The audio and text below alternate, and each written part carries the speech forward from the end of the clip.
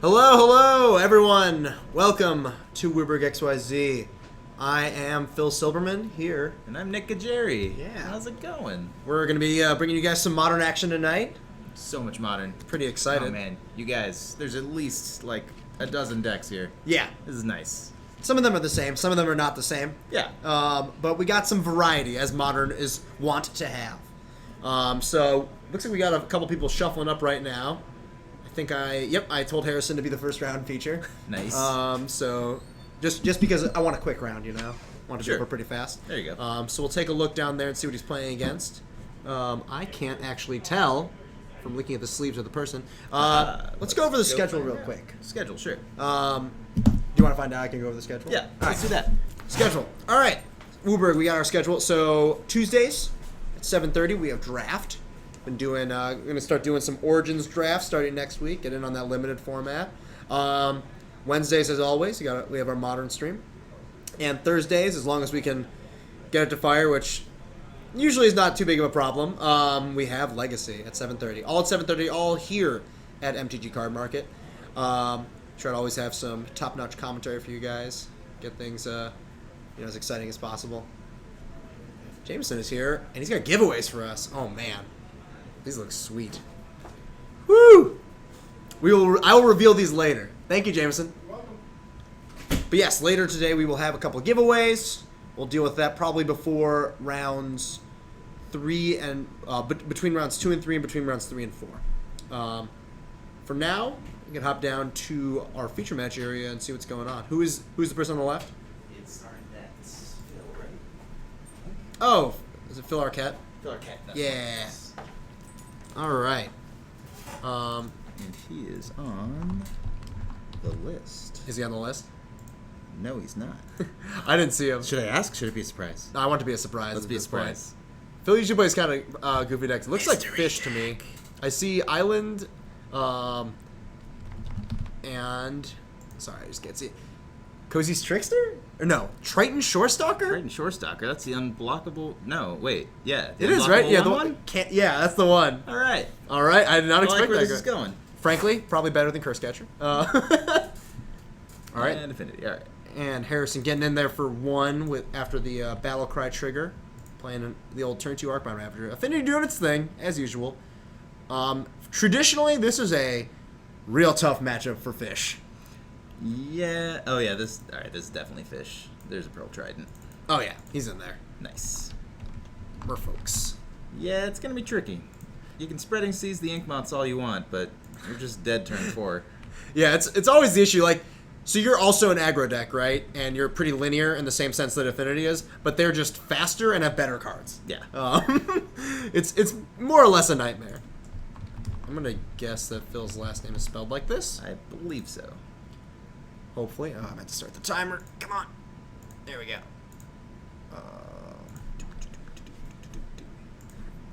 Let's see what we got here. Oh, looks like Phil attacked for 1. Get it. He's not blocking. All right. And Harrison's hitting for 1, 3. 3 and 2 infect. 1, 2, 3. Yeah, looks like it. Oof. This is gonna get out of hand real fast. Oh, I gotta do poison on here. Oh, he's asking so much of me. Do 0.2. Oh, you got poison. You got poison counters. Oh, poison's ready. Beautiful. Yeah, like the points of interaction for Merfolk in this matchup are like, some copies of like maybe Vapor Snag and Dismember. But like it's just so hard to race against Arcbound Ravager and Vault Scourge and Cranial Plating. Yeah. Well, he doesn't have the plating yet, so Which is Phil's good. got a shot if he doesn't draw the plating. And if Like, Lords can definitely outpace Signal Pests this looks like until there's a cranial plating. Like that. And Like this- that one. but Phil playing Mana Leak. Oh. Getcha.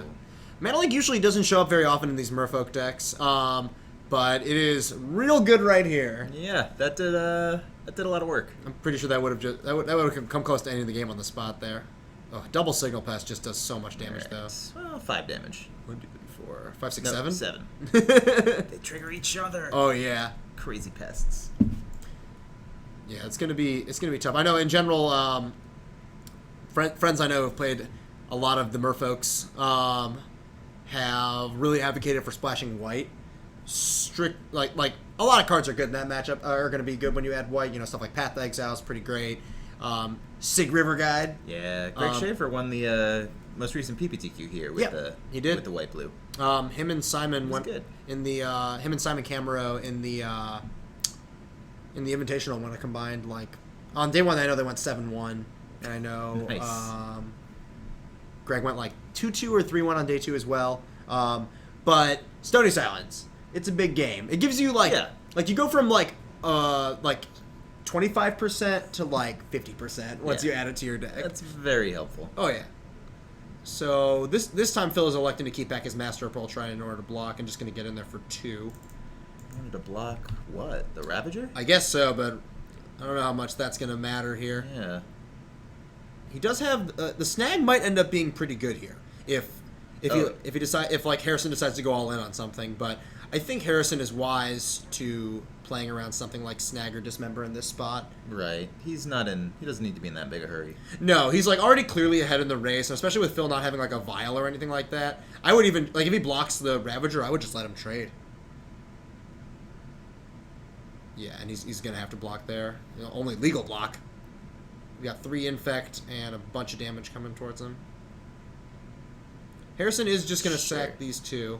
Yeah, that makes sense. Yeah, I mean the Opal's extraneous at this point. He's got a bunch of mana, and one of the Citadels is fine to let go. And now this is actually pretty bad for Phil here, going for this snag. Unless he has a second removal spell, Harrison just gets to. I think he's just modulars these counters onto.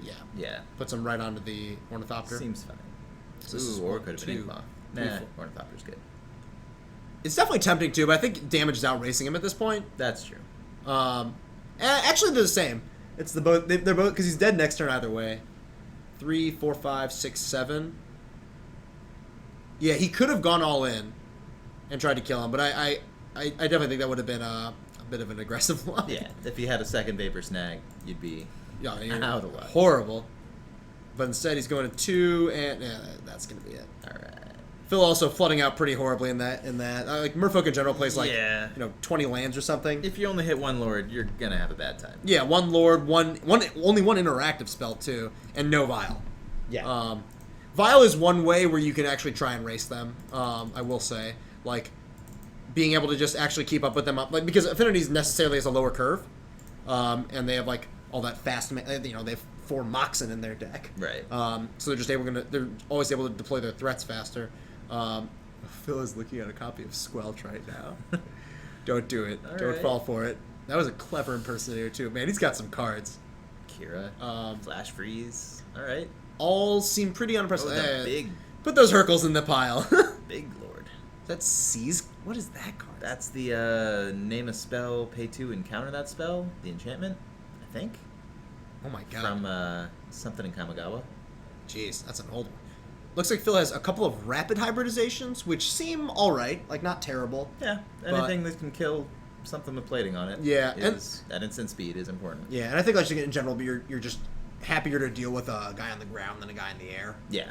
Which is a big deal because Affinity has just so much evasion. But it looks like he had also a couple copies of Hercules Recall and an Annul. Okay, yeah, those are solid. It will give him a shot. Thassa, interesting. Yeah, it looks like he's reaching for the images and the Thassas. Phantasmals, that seems fine. Affinity's not going to target your stuff. Yeah, I definitely, I've not been a huge fan of Thassa in Merfolk at all. Just sort of, one of those cards that appeals because it's abstractly powerful, but doesn't actually do very much in your deck. Yeah, I mean, all your guys are unblockable anyway. Yeah. So that ability's useless. The Scry's nice, but Fine. slow. Yeah. You'd rather just have real card draw. I've seen a lot of people play a Monastery Siege in this deck. I don't know if it was in the Grand Prix winning deck from Poland. Sure, that seems alright. Was it Poland? The GP there was Krakow. Yes. Or something like no. There was something in Krakow. I don't know if that was the modern one. There was the recent modern Yeah, Grand Prix. That seems really good. That's great against like burn on the protection mode. Oh yeah, it's real good against burn. Usually a problem for fish. But Absolutely. And it's just it's just an annoying card. It can provide like in a grindy matchup, it provides card advantage if you get to untap with it. Like you already have enough things. Like if you're playing against an Abrupt Decay deck, everything in your deck needs to get Abrupt Decayed. So I don't think you need to worry about that. Yeah. But Alright, TX Rager and T1 Goblin Guide. Welcome, guys. Hello, everyone. Hello. Looks like we don't have a ton of people logging in right now. I don't know how much the Twitter is actually aware of us. I'm going to tweet some stuff out. Tweet it. Tweet it! I'll keep myself under control as I do it. Not yell out anything else. I'd imagine Harrison is bringing in... I know he's got a couple copies of Whip Flare in his sideboard, which, while they can quickly become dead versus like the multiple Lord draws, if you manage to fire it off beforehand and just take out like a 1-drop and a 2-drop, you're pretty thrilled. Right. That's gonna do some work. We'll see how things go in this post-board match with Phil on the play. On the play means he has the chance of just going turn 1 Vial, which I think will give him a significantly better chance in the matchup. As long as he does have some Lords to back it up. Oh, yeah. He was getting in for damage last time, just not nearly enough with 2 creatures. Yeah, 2 creatures is just not going to be sufficient. He also floated out significantly in that match. Yeah. Or in that game. All right. Turn 1 unblockable. Shorestalker's in there. We see a Lord of It's Atlantis in the something. front. If he draws, like, 1 or 2 sideboard cards, I think he's actually going to be all right. Oh, it looks like... I wonder if Harrison's Ornithopter and a alive. Dead Mox. No, he's got to have something more.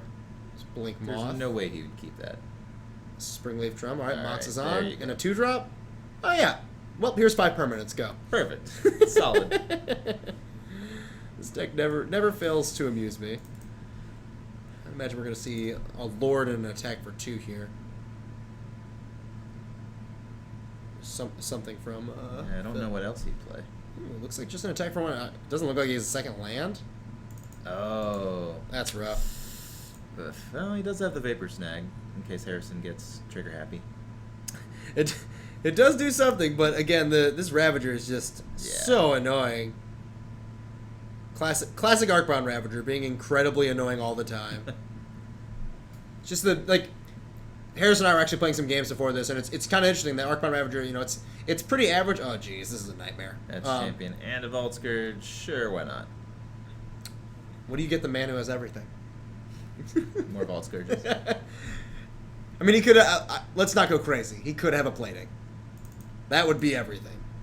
But this is, what does Hurkyl's Recall even do here? Yeah, it sets him back a turn. Yeah, it's it's just not even that powerful. It's gonna hit him for 2. Get in there. Although if Phil's not gonna draw a second land, we're not gonna see much of a game in any case. Yeah. Which is pretty unfortunate. I mean, Harrison has got to be tempted to just throw a bunch of stuff on this Edge champion. I don't know how cognizant he is of something like Hurkyl's, which is one of the few ways to actually interact with it. But I think probably just attacking for 1 million will be good enough here. The thing is, Hurkyl's Recall does cost 2. Yep. Ugh. And if Phil just never draws a land, it's easy. Yeah. 1, 2, 3, 4, 5 coming across. One of which is lifelink. So Harrison going to go back up to 16 after this attack. Looks like he's not going to make any moves with Ravager. Just going to play it as conservatively as possible. If Phil doesn't have a second land, it's just going to be extremely hard for him to keep up. Now, if Phil does have Hurkyl's, it's... I want to say it's tempting to play a Lord here, but I think he's resigning to not doing it because if he goes for it, Harrison might just kill him on the backswing. Something like a plating. Or even just... Inkmoth might even be lethal if he just doesn't do anything else. Harrison had a couple mana left last turn, so he does have to top deck Cranial. Yeah. So let's see. And you really don't want to just stall against Affinity. No. He's got to keep up some kind of pressure. Yep, here's the Hurkyl's. All right, set him back for a turn, sure. So this is sort of the downside of how Harrison tapped here. If he didn't use his Mox Opal, so he's going to effectively lose out on a mana here because he tapped his Inkmoth instead. Right. Not the end of the world. Look, he just picked up 7 permanents. Darksteel 2. He still has the Whip Harrison. Flare. He's holding the Whip Flare too, which is going to be absolutely devastating. Darksteel Citadel needs to go to his hand. Oh yes, it does. Well, I mean it does, and has he played a land this turn? He did, didn't he? I think he did. Yeah. All right. I'm gonna go stop him, or I'll tell him to do it. No problem.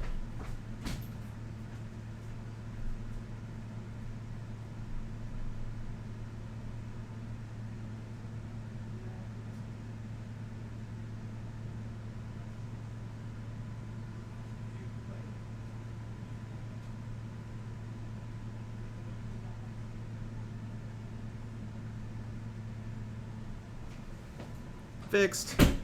Game state repaired. This is like a thing now that we could do this like officially now, right? Yeah. No, with new rules changes. That's pretty sweet. I like it. All Everybody right. has their lands behind. Good, good. All right, Coming so in for 4. this is, I think, the cruelest thing Harrison can do here is give this false hope before he whip flares away Phil's entire board. It's just That would be nasty. it is. I'm pretty sure he's got it. Unless that was an ancient grudge in his hand, which is nope. That's whip flare. Oh, so rude. I don't think he's nowhere near lethal at this point, given that he was set back a bit. But this is sort of like what you see the issue with Hurkyl's Recall versus something like this was maybe an inapt comparison, but oh my god, I lost my train of thought. Shadowstorm or whatever. Sure. Like, you cast Shadowstorm, you resolve a Shadowstorm against Affinity, you win the game on the spot. Yeah. Hurkyl's like you just need to do more. You need to already be presenting a clock, and it's really rough when Phil. If Phil did that landed up on turn 2. It might In have been theory, this is the deck that wants recall. Like he Yeah. will have some pressure on the board, and it'll be as one-sided as Whip Flare just was. different. Yeah. But he is not drawn well this match. No, definitely at not. all. And now he's left to sort of scramble and pick up the pieces in the face of an Etched Champion and an Arcbound Ravager and a million man lands. This is going to be a lot to ask for. I have no clue what that card is in the front of his hand. It's not like is it Polymorphous Jest? I don't think so. I don't think it's that. That has a frog on it, right? Yeah. Referencing camera matches only applies to Worlds and Pro Tours. This is Worlds and a Pro Tour. This is more important. This is. Thanks, Kirk. Is that a Stony Brook? Is that the Merfolk Cheaper? No. I am completely stumped. I didn't. Okay, Man, I'm embarrassed. I'm not embarrassed because I took a break for Lorwyn block. Oh, all right. I did. Lorwyn and Alara were both like, I didn't play basically at all. Like I came back after Zendikar came out basically. So I got a little bit of Lorwyn, but I'm legitimately like completely clueless when it comes to Lorwyn stuff. Lorwyn block. You didn't miss much. I heard I missed an interesting draft format, kind of. One of them. Yeah, it was interesting. Like Shadowmoor was like the Grimoire monocolor Thief? format. That may be Grimoire Thief, the one that exiles 3 and counter stuff.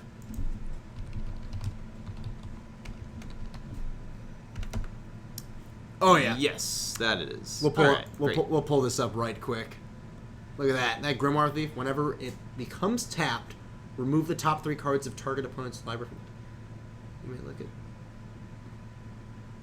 Wow, this card is very specific. This card has a lot of text. Frankly, it doesn't seem like it does very much. Not a ton. Did I just miss an attack for 4? Yeah, it looks like. Can't say I'm impressed by what this card is doing. It has text, but Alright. We got 3 exiles. If one of them's a cranial plating, ooh, yeah. Harrison doesn't get to play cranial plating.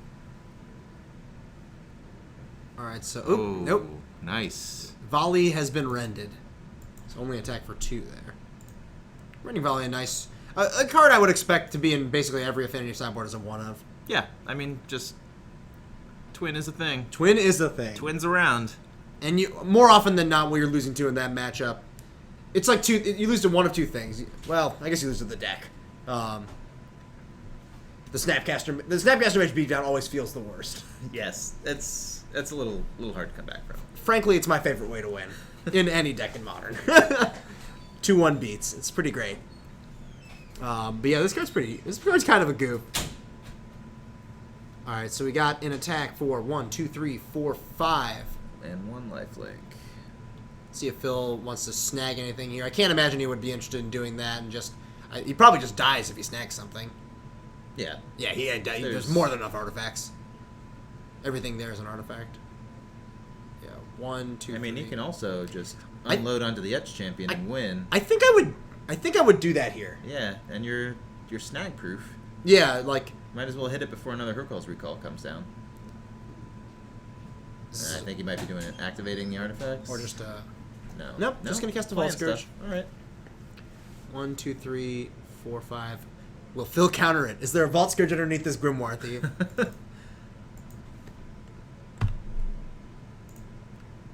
Looks like. No, I think. Imagine not. I think he's got to keep attacking. Yeah. Like. You need your bear.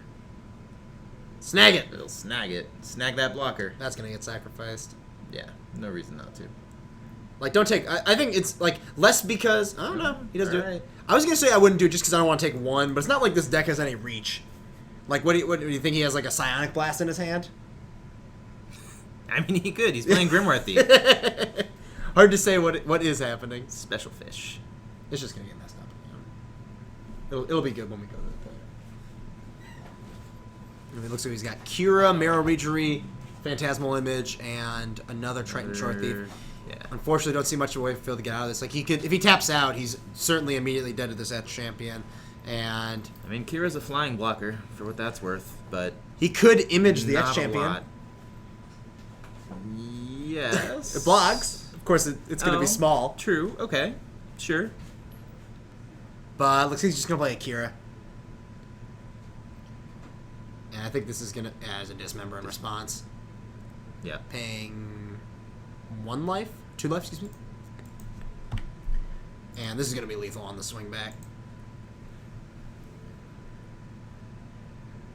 Yeah, Harrison just doing a quick bit of math here and attack with all my creatures. Where do you want to block? Ready. Block a Scourge. Sack it. Sure. Sack everything.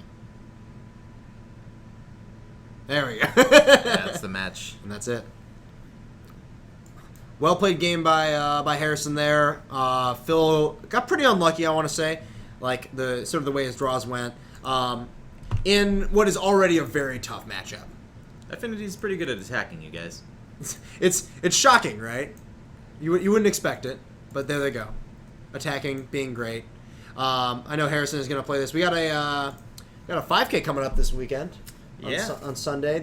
So Star City Games is going to be here this weekend. Don't believe the hype. Not in Chicago. No. But I will say I'm pretty happy that like a tournament is actually happening here again. I mean, like the last big tournament that was here was what, GP Chicago a couple years ago. Basically. Man, really? Was it? Yeah. I think so. It might have been the last. There hasn't been. I think it's the first time. Visible thing. I think it's the first time an Open has come here. There was or what was the thing a couple months ago? Just a 5K? Probably. I don't know what you're talking Yeah. about, but I'm going to assume that yes. There's There are some. we get 5Ks. Yeah. That's fine. No, I particularly am excited about this one because it's always fun to have like the first big tournaments after a new set. Yeah, Because you always stand the chance of something breaking out and being really fun. absolutely. So I don't know what will. I don't know if anything will, but I'm excited to see. people who like to brew Yeah, this is Can, Nick Gajeri o'clock right here. can try some fun new stuff. So okay, are you going to the tournament? I'd like to go to Standard on Saturday. Okay. Yeah. So if you are going, if you can make it, I'm gonna trust that you make it. What are you gonna play? That's tough. I've got a horrible Demonic Pact Daring Thief deck that I'm probably not going to do. You have so many good choices to play with Demonic Pact, and yet you choose Daring Oh, Thief. yeah, I want them to lose the game. It's the best. But no, I'd probably do... I got another match for you guys. Another Scheduled match. against something Grixis. It's Dominic, and I'll get your other opponent. Cool. Okay. Thanks. Great. We got another match. Do you have Nice. the match list? No, we have like a list well, of I've people, got- yeah. so Oh, okay. we might know who it is. Dominic is on Scape Shift. Yeah. Yeah, Escape Shift. Escape. Oh no! I spelled it correctly. I see. All right. Yeah, you used a naughty word. I did not. No. I don't know what I'm gonna play this weekend. I'm Yeah. on the other spectrum. I obviously play. I just pick. I'll play a very competitive deck or whatever. Like a well-established deck. Nick on Sure. Grixis control. Nick on Grixis control. Right. Nick. Oh, Nick Barrios. Yeah. Yeah, Draw there you game go. 2. Cool. Thank you. Who got one? Who got game? Probably Dominic. We'll see who's on the play. All right. That's fine. Oh, yeah, sure. Sweet. More magic. I know. I razz Dominic pretty hard for playing Scape Shift, just because its playability, I would say, waxes and wanes so aggressively, or it has at least in the last couple of years. Like it won a Grand Prix, and then it I think it top 8 the Pro Tour, pretty close to there, and then Dig Through Time was printed, and Treasure Cruise, and Oh, dude. it was, let me tell you, pretty great playing that card in Scape Shift. Yeah. Here's the thing. That seems nasty. It was good, but it still was not Blue Red Delver. Yes. Man, Blue Red Delver or Pod. You crush Pod. Oh god, playing against Pod was a delight. And then they banned Pod, and then you were just sad because you lost one of your best matchups. Yeah, Escape Shift is one of those ones. Affinity's kind of the same. That like as soon as people stop preparing for it, it comes back. I think And then so. People start preparing for it, and then it's really, really bad. I For think- a little while. I think Affinity is more in the realm of just always good, though. Just Yeah. universally, just because all the cards are just always powerful, and even though you can put like 2 Ancient Grudge in your sideboard and still just lose. Like like for Scape Shift, it's more annoying because you lose the main deck cards. You lose the Yes. Thoughtseize. That's true. Like yeah. that stinks. On the other hand, you play against these blue decks. If I could play against a blue mid-range deck every single round with Scape Shift, I would never put the deck down because you just crush them. You just you out mana them. You get ahead you just like even against Twin, I just felt like ramp and pretty win the favorable. counter war. Yeah, it's very easy to win the counter war because you always have more counters. The downside is that like people got sort of latched on to Dispel a little bit further, and that sort of dropped the stock of Cryptic Command. Yeah. But Remand is still great. Yes.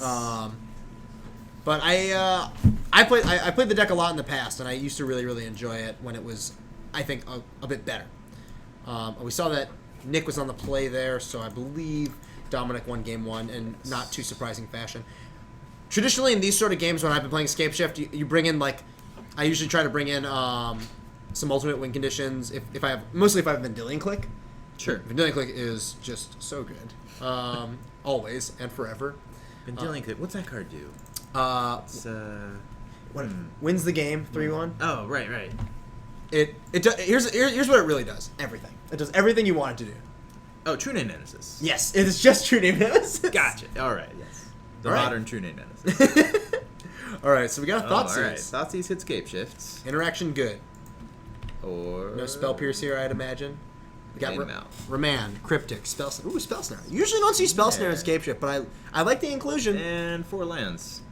Fine. Not the strongest hand, but No. just fine. Yeah, no acceleration. And but- his first turn was Island. Okay, so he does have Cryptic mana. Yeah. He will have Cryptic mana on turn 4, but Cryptic, when you're not accelerating into it, especially against decks that have access to Dispel, Yeah. just can be rough. But Nick is going to take it here, so I don't know how many cheap counters he has in his sideboard. That's a little surprising to me. But ooh, another Remand drawing off the top for Dominic is pretty great. Let's see if he decides to take 2 here. He does. Remand, notably, pretty great against all the Delve creatures that this Grixis deck tends to play. Yes. Maybe not pretty great. It's solid. More often than not, like the way I've sort of had the games play out is that if I'm playing like the Grixis deck, I'll just against a deck that has Remand, I'll just play Gurmag Gangler with Spell Snare up or with Dispel up or something Sure. like that. But I mean, at least in that case, that you're making them have 2 things instead of 1. They can't just jam a Naked Tassiger. Like if you can't just go next turn land Tassiger or whatever. Right. Gonna have to mill yourself a little more. Yeah. It's Thought Scour, man. Dark Ritual, draw a card. Yeah. Card's very good. Pretty nice. Let's Oh, see. Tassiger. Why do you survive languish? Is that its biggest concern? Surviving language? Not in modern. I'm just a little bitter about languish.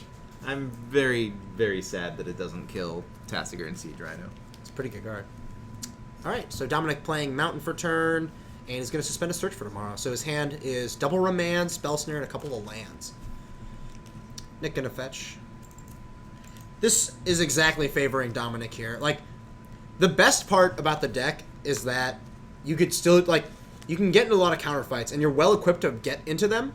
But after a certain point, like, one or two of you is going to run out of cards. Yeah. And then you could just top deck Scape Shift. And they die. Top decking's what he wants to do. Yeah, he is immune to Thoughtseize as long as Escape Shift is not actually in the hand. Mm-hmm.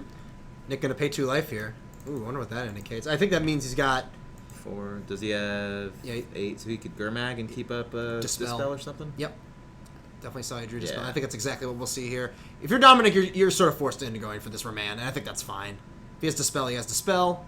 Yep. You just live with it. This would be No, he does not have any removal for that 5/5. one hell of a time to draw a Cryptic Command. Yeah. Instead, we draw Is It Charm? Is it charm? One of my least favorite cards. Is it useful? Not Never. right now. It is always marginal. It is consistently the most marginal card. The looting could be good. I mean, he's got some garbage he's happy to throw away.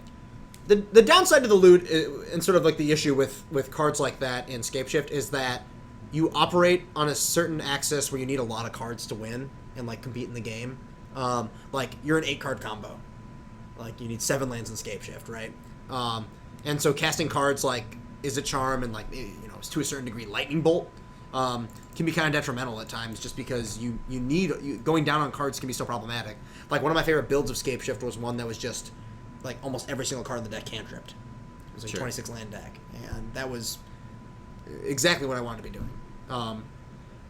I will say we do not have any Origins cards tonight because they are not legal yet.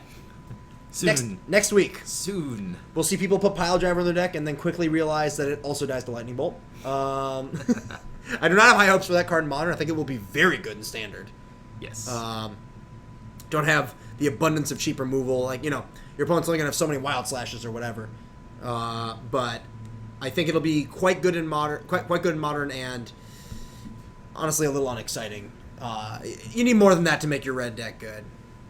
Because you have to ask yourself, like, at every time, like, is this better than Burn? And that's a tough thing to, I think, assess. Sometimes you are, sometimes you're not. All right. Yeah, I don't know. I could see it sort of feeling even like a fish roll for red. Like, I could see goblins being the new aggro tribe. I can see that. It has to be demonstrably better than Zoo to me for that to be true. That's true, yeah. Zoo is still... Quite good. Zoo still hits pretty hard. Wow, in the Cattle Man. 1 mana 3/3s never stop being good. Who knew? Interesting that Nick still has at least one copy of Lightning Bolt in his deck here. I think I would have bolted this Tribe Elder. I think I would have. I think the 5 damage is better. You really have to get in before he finds commands or whatever's actually going to get rid of it. I definitely did see at least one copy of Gifts Ungiven in Dominic's deck, which is a card near and dear to my heart. Nothing like a Gifts Ungiven. How's that work in Scapeshift? Eternal Witness and... Yeah, you get like... I think they usually play like a Noxious Revival if they're playing the package. Okay. Which is fine, if unexciting. Yep, here we see the loot. Let's see if Nick has any response. No, he says it's fine. Save those counters for the counter war. Temple of Mystery and Telling Time. Right. We're shipping Spell Snare in the Temple here. And I'd imagine... he's not going to go for the end-step Telling Time. It's interesting. Well, now we can make it sort of a pseudo-impulse. And here we go. They're just chaining these chump blockers together. Ooh, that's a good question about how we feel about the bans. In general... All those bands. Or all those non-bans. There you go. Now he's bolting. He's going to his He face. bolted his face. I don't love this. If you bolt the Tribe Elder, that's like a 5 damage bolt. Yeah. Like you wanna get in that damage. I think Nick could be a little bit more aggressive. He's got a handful of snaps or something, but even that. Oh, even then, I think it's even better, more of a reason. Yeah. It's like he milled Snapcaster Mage and Swamp. Okay. And looks like the way that Nick has played this game, he does not have Blood Moon in his deck. His only basics right now are Mountain and Island, and he's milled the Swamp. And he's had opportunities. He's got a couple Scalding Tarns. Okay. Yeah. He could have gotten Islands with them. He could have never. At no point could he have gotten Swamp. Looks like his hand is just 2 more Delve creatures. It's at least 1 Tasigur. But not a lot of action otherwise. He's just sort of flooded out. Like this is his deck has several fewer lands than Dominic's. Yes, that is true. Scapeshift probably plays more lands. Oh yeah. Murderous Cut. That's a card I'm definitely surprised to be seeing. All right, sure. I mean, that's definitely a reason to bolt the face. I would definitely remand this if I was Dominic.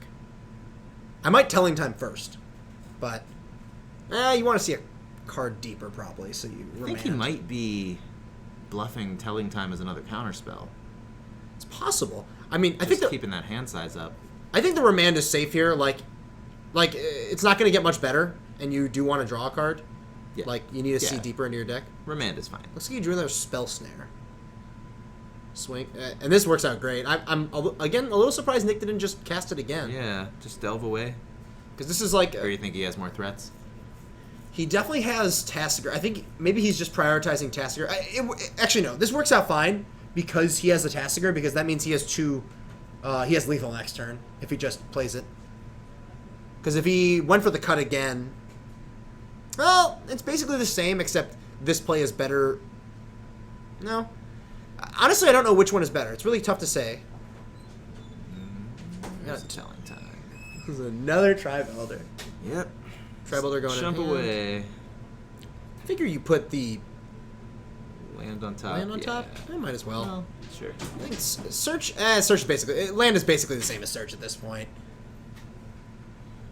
This is sort of one of those weird scenarios where it like would have been good if he had telling time first theoretically. Mm-hmm. But it's really tough to decide when you're going to do that when you're definitely going to crack your Tribe Elder, because like, what if you see like Scapeshift and Counterspell? Like you definitely want both. Right. Because if that last card that Nick has, like Nick is clearly, I think, bluffing a Counterspell here. Oh dear. That's a good bolt. Go to the face. Yep. Go to the face. This is when the face. Murder's cut. You Face. gotta go to the face. Come on, Nick. No! The wrong one. And we'll see a sacrifice. There may be a plan. Any response? Shadow Dap. Get him. Get him. Sure. Oh, I have the match record wrong. Dominic is up one. Yes. Alright, so another basic for Dominic. Looks like he's deciding between forest and island. I'd imagine you just want the other island. Like, on the off chance... I don't know if he has all three. Oh, no, I think he has all three in play already. On the off chance that there's like a Blood Moon show up, you want to be able to cast Cryptic Command through it. Sure. We'll see. Looks like he may have sighted out the scape shifts. Interesting. There's no way. Good choice. So Nick putting Dominic to 3 here.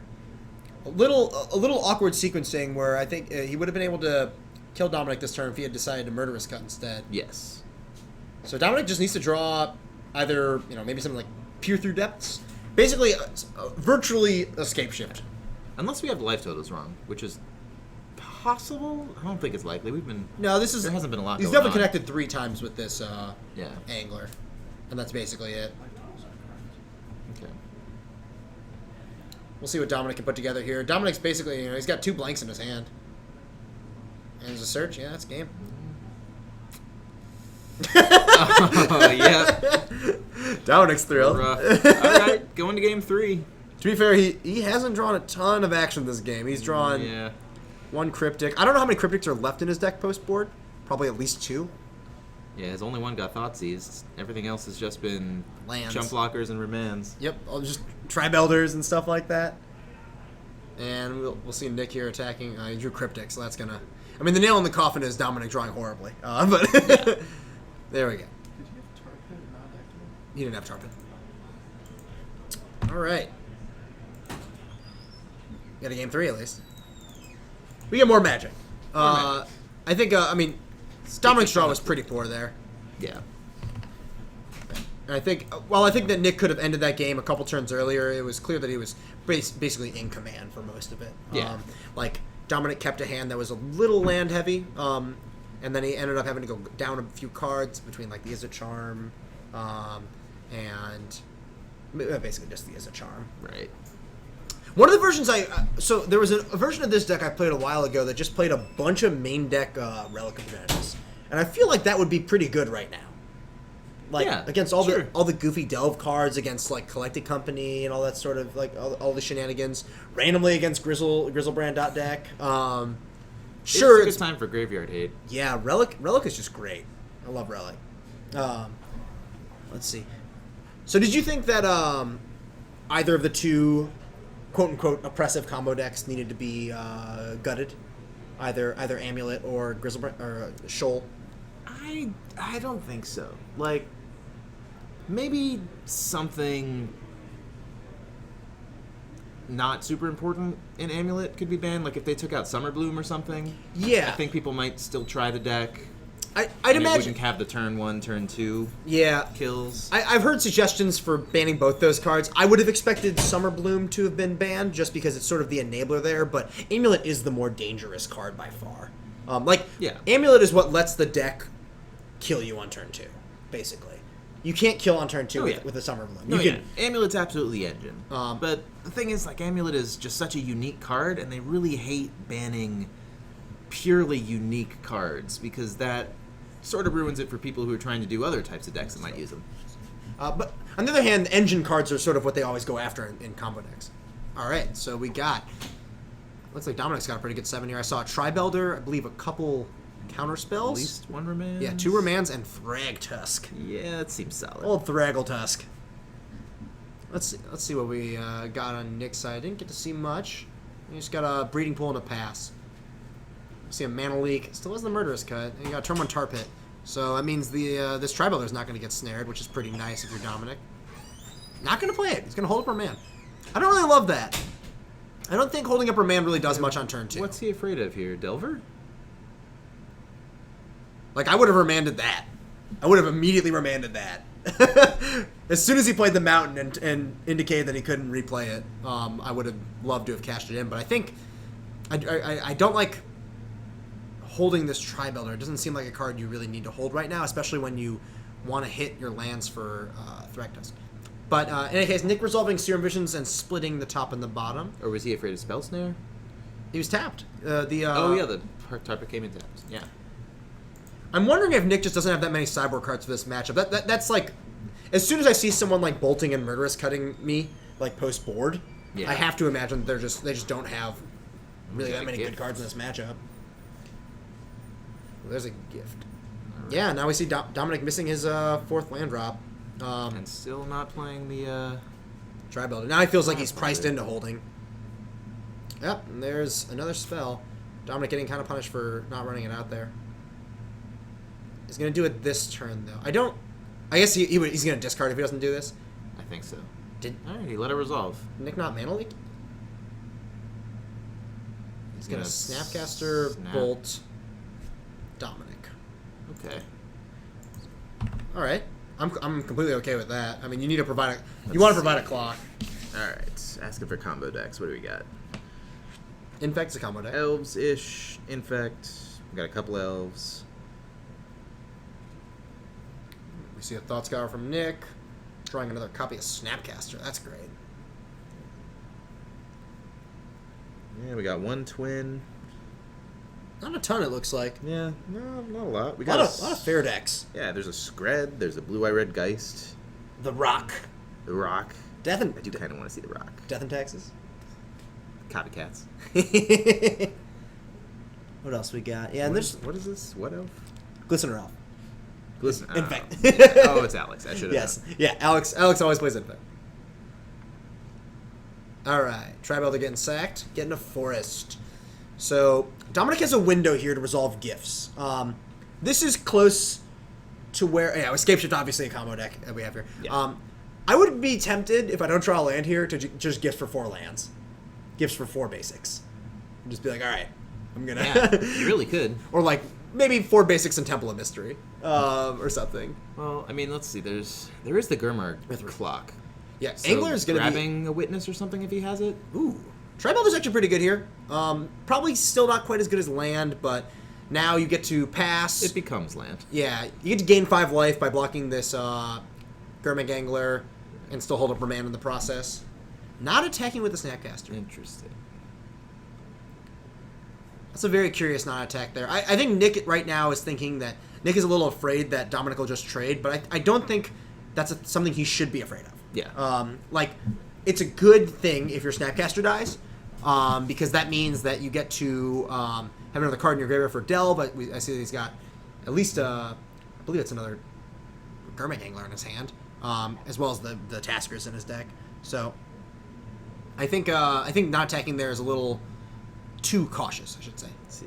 Yeah, no Dredgevine today. No Bloomer Gristle Horrible or and No, the one person who Love actually words. owns that deck decided not to play it. Yeah, you know. What a jerk. but probably mid. Just gonna play a big, good, fair deck. Yeah, play some junk, play some rhinos. He does have a Basilisk Collar in his sideboard. Nice. All right. Looks like That's good with trample.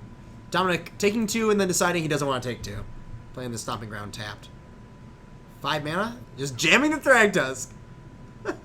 This is very aggressive. Dispel that. If this gets cryptic here, it's just gonna get mana leaked. Remanded. Mana leaked. Yeah. Ooh, even worse. Although to be honest, I think if I was Nick, I would have mana leaked the Tribelder much earlier in the game. Yeah, when you saw that he was Yeah. stalled for that turn. I'm the kind of person that looks at mana leak and says, I need to cast you right away or you will be dead so quickly. Yeah. I play mana leak like a fair amount for someone who does that, but you can't wait around. No team or twin. Looks like it's just blue-red. Yeah, there are only a couple players. As usual, we have the Goyf issue, where not that many people own Goyfs. Yeah. We have like 3 Goyf decks here tonight, though, right? Rock, Junk, and... Jund. Is there a Jund? Dan loves John. There is a Jund. Down there at the bottom of the list. Nice. All right, so we got swing for 9 here. This is a lot. We got a lot going on. I will note that using that mana leak was pretty great for Nick, as it let him end step Snapcaster Thought Scour. This is where it gets tough. So I think Dominic is sort of resigned to holding up Cryptic and just praying. Yeah. He can't beat any counterspell. He doesn't have the land to win with Scape Shift right now. He definitely can't beat. I mean, he definitely can't beat Double Dispel, which is what Nick has right now, and Dispel. He's got Izzet Charm and Remand. He basically needs his own Dispel, and even that he needs actually 2 because Nick has 2. Yeah. So it looks like Nick is going to take this one. Grixis Control getting there on the back of just cheap spells. Yep. And not enough lands. Yeah, for- Dominic just stumbling made it good enough for this this angler to take the rest of the game. That's a sweet match, though. Well played. Grixis is sweet. I love Grixis. Like no matter what, like I as soon as they printed Kolaghan's Command, I like immediately started playing Grixis, and I haven't really stopped. I don't want to. Yeah, it's a fun interactive deck. It is Like like I like that it's basically a control deck that does want to win the game. yeah, it does. It like I love that in all formats that's becoming the standard. God, the Age of Sphinx's Revelation, I couldn't take it. Like that was me right there. just frustrate them out of game 1 and go to time. That's horrible. Well, I played fast, but you Well, did. sure. But I would say I did win a lot of my games via frustration. Yeah. But there's just something about the card Elixir of Immortality that people just like boils people's blood. They just Gross. hate playing against It's it. sort of like counterbalance. It is like counterbalance, but I think it's almost more annoying in a sense. Counterbalance, like the annoying thing about counterbalance is top. Is just sitting there watching them rearrange the top 3 over and over again. Like they lock you out. It's like a powerful effect. That's why you got to play 5 drops.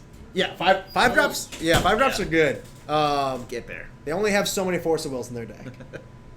The worst is what I think that there are at least some cool interactions. Like I don't hate Miracles as a deck at all, as far as Legacy goes. Yeah, Miracles is interesting. I think like as far as bans go, I don't think like there are people who suggested that top should be banned for coverage purposes, but I don't think we're quite at the place where we can ban cards based on coverage. Yeah. I don't think that's like maybe that's something that should be visited and like thought about, but like It's not a spectator sport yet. it's getting there. Like It is. Like there's progress, but Yeah, it's- banning cards specifically for an audience. it's very difficult to do, and it's very subjective. It is. I think like top is sort of one of those clear cut cases where it's obviously boring to watch someone sit there and spin top over and over again. But I mean, everyone gets bored by whatever Everyone has specific preferences when it comes to that. Like beyond that, like where do you draw the line or whatever. Mm-hmm. And as far as like how oppressive cards, like if you're gonna ban a card in Legacy, right there, someone's in there right now. If you're gonna ban a card in Legacy, you ban Dig Through Time. Yeah. That card is not fair. Not even a little fair. Someone suggested, I know people are talking about unbannings in Modern, which is something I'm always a big fan of. Like Yeah. I love like Just just to give stuff a chance. yeah, like they're just stuff. There are things on the ban list that don't really make sense. Like for instance, I would never be caught dead casting Bloodbraid Elf. You just won't see me do it. You will not see me do it. Should it be banned? I don't think so. I think Deathrite took enough away from Jund that Bloodbraid is safe again. It was honestly insulting when they banned Bloodbraid instead of Deathrite. Like it showed a lack of awareness. Yeah. I think more than anything else. Like when they banned Bloodbraid, and then every Jund player was just like, whatever, don't care. But yeah, like Bloodbraid, I think is like a very like reasonable card to come off the ban list. Like, I will say, in addition to this, like the idea of unbanning, I think What's still out there? Ancestral Vision, Ancestral Visions is that could be unbanned. Ancestral Visions, Skull Clamp. Storm's not that huge right now. I don't know about Skull Clamp. I think Skull Clamp's an okay ban. No, I agree. No, I think Ancestral Vision is a card that is not inherently broken. It sort of leads to a style of deck that a lot of people don't like playing against. Just like the really slow, grindy control decks. Or Storm. I don't think you would play in Storm. No? It's too slow. Like the early, like you have to suspend on turn one to cash in the cards I guess right if away. it's not in your opening hand, it's not worth it. Yeah, and there's no like people were saying that like it would be really good with like Cascade, like the idea of like you unban like both Bloodbraid and Ancestral, and you just like Bloodbraid into Ancestral a bunch of times. Teamer Tempo. I'm all about that. That sounds sweet. That'd be fun. Some people did suggest unbanning Dig, and I think that's unacceptable. No, that you can't do that. Dig is way too good. But I think Bloodbraid, I think Ancestral Vision, I think Stoneforge Mystic. I think you can unban Stoneforge Mystic. What is everyone playing right now? Kolaghan's Command. What card is really bad against Kolaghan's Command? Anything with Stoneforge Mystic. It's true. I don't know. Is Stoneforge Mystic an incredibly powerful card? Yes. Yes, it's a super powerful. The problem with that would be Junk. I think that would push Junk over the top. Maybe. Here's the thing. At its core, Stoneforge Mystic is a fair card. Oh yeah, it's just a matter of what equipment is around. Yeah, but like Modern has enough, FU equipment around. But let me just build you a scenario. You go turn 2 Stoneforge Mystic. Your opponent goes turn 2 Goyr's Vengeance Gristlebrand. Which of those would you rather play against? I'm just like I don't think that Stoneforge will lead to like Stoneforge goes in some different decks, right? Like as you said, it clearly go right into Junk. Yeah, it is a fair card. Like, it's not the combo you lose immediately type card. No, like what's so bad about a Stoneblade style deck? Like, Stoneforge Mystic wasn't really like Stoneforge Mystic was like half of like the Callblade Menace, right? Mm-hmm. But it wasn't Jace. Yeah. Again, which I think there's an argument for unbanning Jace. I don't think it's a good argument. Why not? No. Unban Jace, unban Bloodbraid. Fair's fair. Bloodbraid. Everybody gets to have fun. I don't know. No. I'm not gonna be with you on that. I think Jace. Here's the thing. What is Jace like? Jace is insane. I'm not gonna like sugarcoat that in any sort of way. Jace is an insane card. Free brainstorms, bounce when you need it. Yeah. What better than all, as they say. Yeah. The issue I think with Jace is that it homogenizes a certain style of deck. Mm-hmm. Like name a blue deck that wouldn't play Jace. Storm. Okay, and even then, I would put Jace in my sideboard. Put it in. I would at least in the sideboard. You just go control post board. Merfolk, like that's probably the only blue deck I could think of that wouldn't play Jace. May even do it. I don't know. Like Merfolk could use brainstorm. Absolutely. Hey man, have you read Jace? It's pretty good. Yeah. Seems like a fair card. But I don't know. I think Jace is like sort of has the problem where it's not interesting. Where did you guys get on camera? Are they sitting down? right now? Yeah. You should Let's find put out. Dan Duwan on camera. All right. Yeah, Jace would completely change everything about Modern, for better or for worse. But I maybe that's probably not what we want to see, like in the sense but I think the way people's curves in Modern have shifted so much, like curves are so low these days. Mm-hmm. Like Jace is best when you're sort of, sitting there, pathing, able to play a little more pathing. control. Yeah. Or actually, now the pile drivers in Modern, I think Jace would be. That's completely reasonable. Just, perfect, great. Never mind. I retract my argument. I think, I think the hate against Jace, I would like to see it tested. Maybe. I think it has the problem of just being so. I think it has the problem of being obvious. The other thing, though, and this is a little meta, is that I don't think they could unban Jace without reprinting him in a standard legal set. That I agree with. And that is definitely not going to happen. No, because that means it has to be in standard. Right. And why would you ever like that card is very clearly way too good for standard. They may. I think the more likely thing is they will do Jace some justice, and they will make a new Jace who is similar, but just in whatever way, not quite there. That's possible. I mean, here's the thing. Like Balerion is like fringe playable. Yeah, Architect is like Balerin's alright. Architect is interesting. Fine, completely like Architect. There are scenarios where Architect's there are times in Modern where Architect's been actively good. Yeah. But beyond that, I don't know. Jace might be too boring, but I think some thought should go. I think more thought should go into the idea of Stoneforge, just because I think like I don't know. It would be interesting. It's a powerful card. Maybe they were just so embarrassed by the banning in standard that they don't want it to happen. But all right, we got a match. We got our match. Let me just do this. What's it? Let's see what's going on in the play area here. I know we got Dan Duan on the left playing the good guy, Jund. Right? Would you agree? That's Jund forever. I do love Jund. the hero is Jund. I'm happy with Jund. And it's Cam Callan. All right, elves, I think. Yeah. Yep. I've seen this matchup before, with Dan playing it, and the last time he won pretty handily. Jund just has, just bolt into Dark Confidant. It's pretty good. Is this how you spell Cam's name? It's Ken.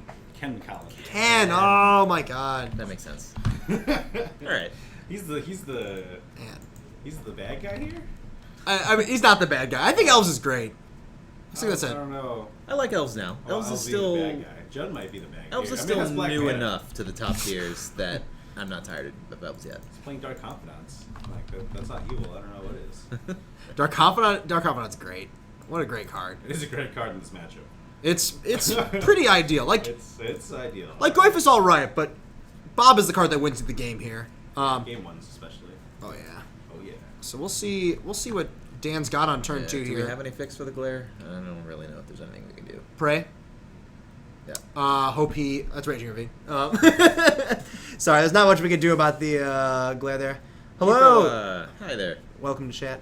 I can't really fix the glare here. We've done our best. What we could use is a. Oh man, I love that this life total thing is here. What we could use is like an umbrella. Could you just go up there and stand up there with an umbrella? Where's that Garrick standee? Just put in between the light The and Garrick stand. Just The- put his axe out. Oh my God! Just have the shadow of It's Garrick an umbrella. on the playing field. Looks like we have a fetch of an Overgrown Tomb untapped here. And a Thoughtseize. Well, All right. we're going straight for our own life Yeah. total here. Thoughtseize seems pretty good against elves. Archdruid, Quarter Calling, Craterhoof Behemoth, Ooh, Craterhoof in the hand. Pendlehaven, Nykthos, and Spellskite. Ah, so Spellskite or Archdruid? Archdruid. If he's got a Bolt, I think I would just take Archdruid. Just If strand he's him. got a bolt, you would take Archdruid? Yeah, I think so. Well, maybe not. Actually, it might be an argument for not doing that. Just like Yeah, I would've make him thought the exact opposite. make him cast Archdruid next turn. He's got Oh, 2 he's got bolts. 2. Yeah, I think you take Spellskite then. Yeah. That's If you got 2 bolts, I mean, I would probably still even just bolt it. Yeah, get that out of there. Keep the board clear. And now Ken has How many no play this Spellskites turn. does elves main? Do you know? Two? One or 2 usually. Okay. Let's see what we got here. Pendlehaven and then a Heritage Druid for Ken. Oh man. Unfortunately, Pendlehaven not going to be able to save this Heritage Druid from Bolt. If only it was Magma Spray. Let's see what Dan's got to follow up here. Ooh, So that Colligan's, yeah. Kolaghan's Command. I see a Scavenging Saves it. Ooze. Colligan's Command. He's going to jam a Goyf. Goyf Here- seems good. Here's the upside of taking the Spellskite is that that's a big Goyf. Yeah. Artifact creature, instant sorcery land. Yep. Straight up to the 5. Artifact creature into sorcery land. Wow. Yep, that's big. Here's a 5/6. Smack. Man, Goyf is just like okay. Let's look at what we got here. Is Goyf really that much worse? That much better than worse than Stoneforge Mystic? Sorry, worse. I don't think it is. I think 2 mana 5/6 is arguably like just as good as 1/2 that brings along something that gets Kolaghan's commanded. All right, Archdruid in. Dan not drawing a land. Razor Verge. All right. I think we're going to see a lightning bolt on this Archdruid pretty quickly. I'd be a little tempted to play Goyfir, but I don't think you can let him untap with Archdruid. Dan's thinking about it though. I mean, it taps for 2 mana. That would put him at 5. 1, 2, 3, 4, 5. He could cord for 3 next turn, which probably gets him a Witness. I don't really think, or like another, which I think is like And not what Witness you gets want. him back. Spellskite. Or cord. Just starts going to town. Oh, yeah. Yeah. I think it starts getting annoying pretty quickly. We'll see what's going on. This is a tough decision for Dan though. Like he's got like abundance of 2-drops, and if he plays a second one, it's just such a big clock. Yeah, he's just gonna go for it. One scary card that Ken could go get here is his own Ooze though. That's true. I Yeah. think- Ooze would eat some stuff. Yeah, immediately get that Spellskite, I'd imagine. Although he doesn't have... I guess he's still got the Archdruid. Actually, he can activate He for doesn't 2. have too much green, but he does. He can go. Nykthos for 3. Yeah, so Nykthos is just a land, right? Just a colorless land at this point. He can go Pump Cavern into Nykthos. 2, 3, 4, 5. Yeah, he can safely cord. Oh, he's just gonna pass here. I was gonna say he could safely cord for 2 and then just eat 2 things, but he maybe wants to try and surprise Dan in combat. I think Dan. I mean, since Dan knows about the cord, he's aware of what's going to go on here. I don't know if he's expecting Scavenging Ooze. Right. Usually I see them play 1 copy in the main deck, 1 or 2 copies. It'll be pretty excellent here. Eats both the creatures. So shrinks that Goyf down to a 3/4. Oh, it looks like Dan has Olivia in hand if he ever does find lands. Ugh, but it looks like it's going to be a tough going for it until he does. I think you still just attack here. Like, if he goes to get Ooze, you just say okay, and if he goes to eat something, you can just respond with a Bolt. Exactly. The downside here is that Ken has a second chord, I should say. You go get Witness or something. Oh, he just took it. Down Taking? All right, taking 10. I think he's just going for Craterhoof then. Does that even win? I think he's going to chord for like another Archdruid and then Craterhoof. Craterhoof is certainly lethal if he... Let's see, 1, 2, 3, 4, 5, 6, 7. So chord for 3. Or 4. What 4-drop do you think he's got? So he's bolting the Archdruid in response. 7. Chord for 4. I wonder if it's just another Archdruid. It's definitely not a Guilt Leaf Winnower. Or maybe he's just floating the green for the Ooze. No, Guilt Leaf Winnower will always kill Tarmogoyf. That's true. Oh man, let's play Green Black Elves. I saw as soon as Shaman of the Pack was Yeah, I printed. was gonna say that Shaman. As That's soon a card. As soon as that was printed, Guilt Leaf Palace went up to $20 from $1. Nice. It literally 2,000% increase in price. Let's do Junk Elves. You're already 2/3 of the way to Siege Rhino. Why not? Looks like Kim was just gonna go for a Zuri. Oh, just gonna block for a while. Well, that might not be bad. No, If it he's stuck seems on the fine. 2 lands, and he just played 2 bolts. Chances of a third are not high. Pretty low. I mean, like, things are gonna get rough if Dan draws that 3rd land. He's got a Maelstrom Pulse waiting in the wings, but Have a call against command. Collected Company's pretty great here. Oh, did he? Is that what he drew? Mm-hmm. Yeah, that's very useful. I'd be tempted to main phase that, just so I can make sure I'm holding up a bunch of mana with Heritage Druid and like regeneration stuff. Sure. Nykthos is going to be if he hits like an Archdruid and something else, Nykthos plus everything. I mean, it's just going to be lethal next turn. But it doesn't seem like he has too many options. Yeah, he's just going to main phase this Collected Company. I think this is a very good play. He's at 5. He does need to be able to block both Goyfs. Yeah, it's going to be really bad if he bricks here, but man, is it hard to brick. Yeah, at least the Alana War. Yeah, so we got at least one. See if that's what he chooses. 6th card Is that incoming. another Spellskite? Might be. We'll see. Got at least a Llanowar Elf to choose from. Not the most exciting thing, but it does mean he'll be able to activate Heritage Druid to produce mana and Right. regenerate some stuff. He does have 2 cards. Set 2 aside. One of them, not Llanowar Elf, so it looks like he's got some good cards. Found some good stuff. Hopefully something like Elvish Archdruid. Oh yeah. Archdruid and Mirror Mirror Entity. Entity. All right, it's Oh a game. my. We got a game. Okay, that's that's some stuff. Mirror Entity, notably a 2/2 right now. Love it. Getting pumped by Elvish Archdruid. Mm-hmm. Changeling always getting in there. Mirror Entity's a card that like I've seen in a lot of these lists, and I can never tell how good it is. But this is really rough for Dan right now. Like he has It's to a- draw land. It's a crater hoof that can be collected company. Like, Yeah, it's just like to me, Got a it's always slot. just been. Oh my god, Adrian Raven, you were mean. Oh no, it was Stomping Ground. It tends to be. I can never tell if it's better than Azuri. Is my issue. sure. Like, are you actually getting something better when you add a card that's not green, It's like slightly harder to cast, no, like necessarily. And we'll see. Mhm. Do you play the land first here? I guess is the question. I think Dan counting up that this is 1,000 damage next turn. What removal does he have in hand? Just the Maelstrom Pulse and the Colligans? Yes, and the rest, he has a Scavenging Ooze and Olivia Voldaren, I believe. Right, okay. Yeah, so he's got to figure out what he wants to do here. Pulse clearly not going to be good enough. If he plays Pulse, Ken just responds by floating some mana and regenerating a couple things. Especially with Dan tapped out, that means he can go... Colligan the Azuri pre-combat? Actually, well, let's see. Force the regeneration shields and keep back some blockers? Well, he can't. If he pre-combat makes mana, he only has one blocker. And each of these Goyfs is lethal. Right. So... Yeah. That's interesting. I mean, God, which one? What do you kill though? Like, I think that's the choice that Dan is trying to decide here. Is like, what is the card that? Well, the only one you can kill is Azuri. Everything else regenerates. Although you're No, right, it taps. it won't matter. You can kill anything, but you have to decide like, if I kill something, Ken's only play is let it die. Do I die next turn? Right.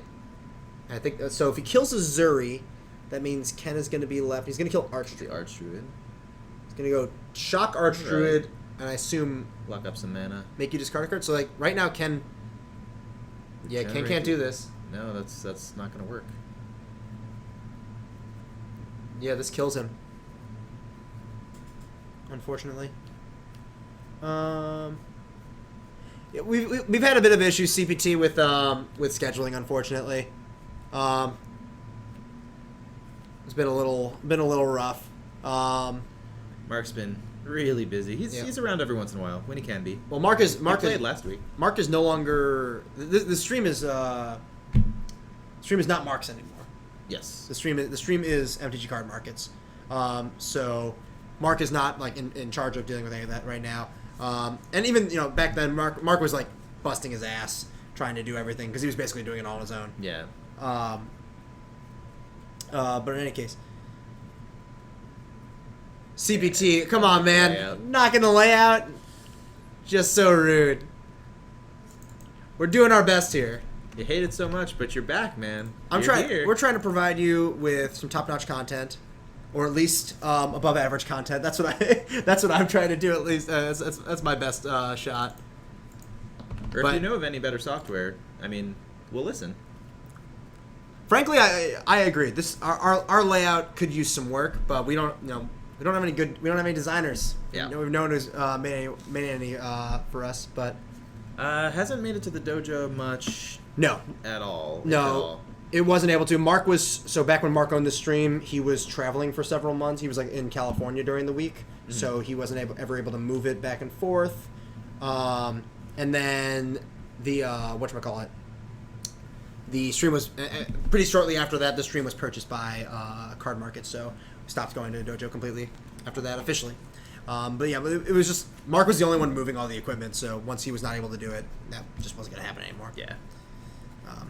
In any case, if anyone has a good design for a layout, you should contact us. We would love to have this layout better designed. I would love nothing more than it.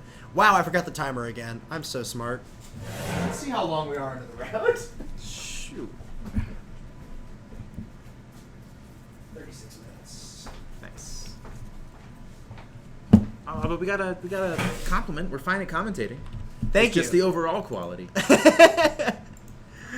Thanks, Captain QC. Thank you. I mean, You're my favorite. I'd say we're struggling through some growing pains right now. We're doing our best, trying Sure. to bring you the stream. I'm working on a really swag new backdrop. Yeah, might So, have. we'll see if we get that in the next couple weeks. Might not just be a white wall or anything like that. But I don't know. Can your expertise be paid for in cards? Is your expertise making sweet layouts? Because maybe, I don't know, Stork, right? You can talk to Jameson. Yeah, he's got the inventory. Yeah, he is the proprietor. I can't really give you guys great information. We do have 2 giveaways tonight. We have. I will reveal them after this match, and then we will give them away.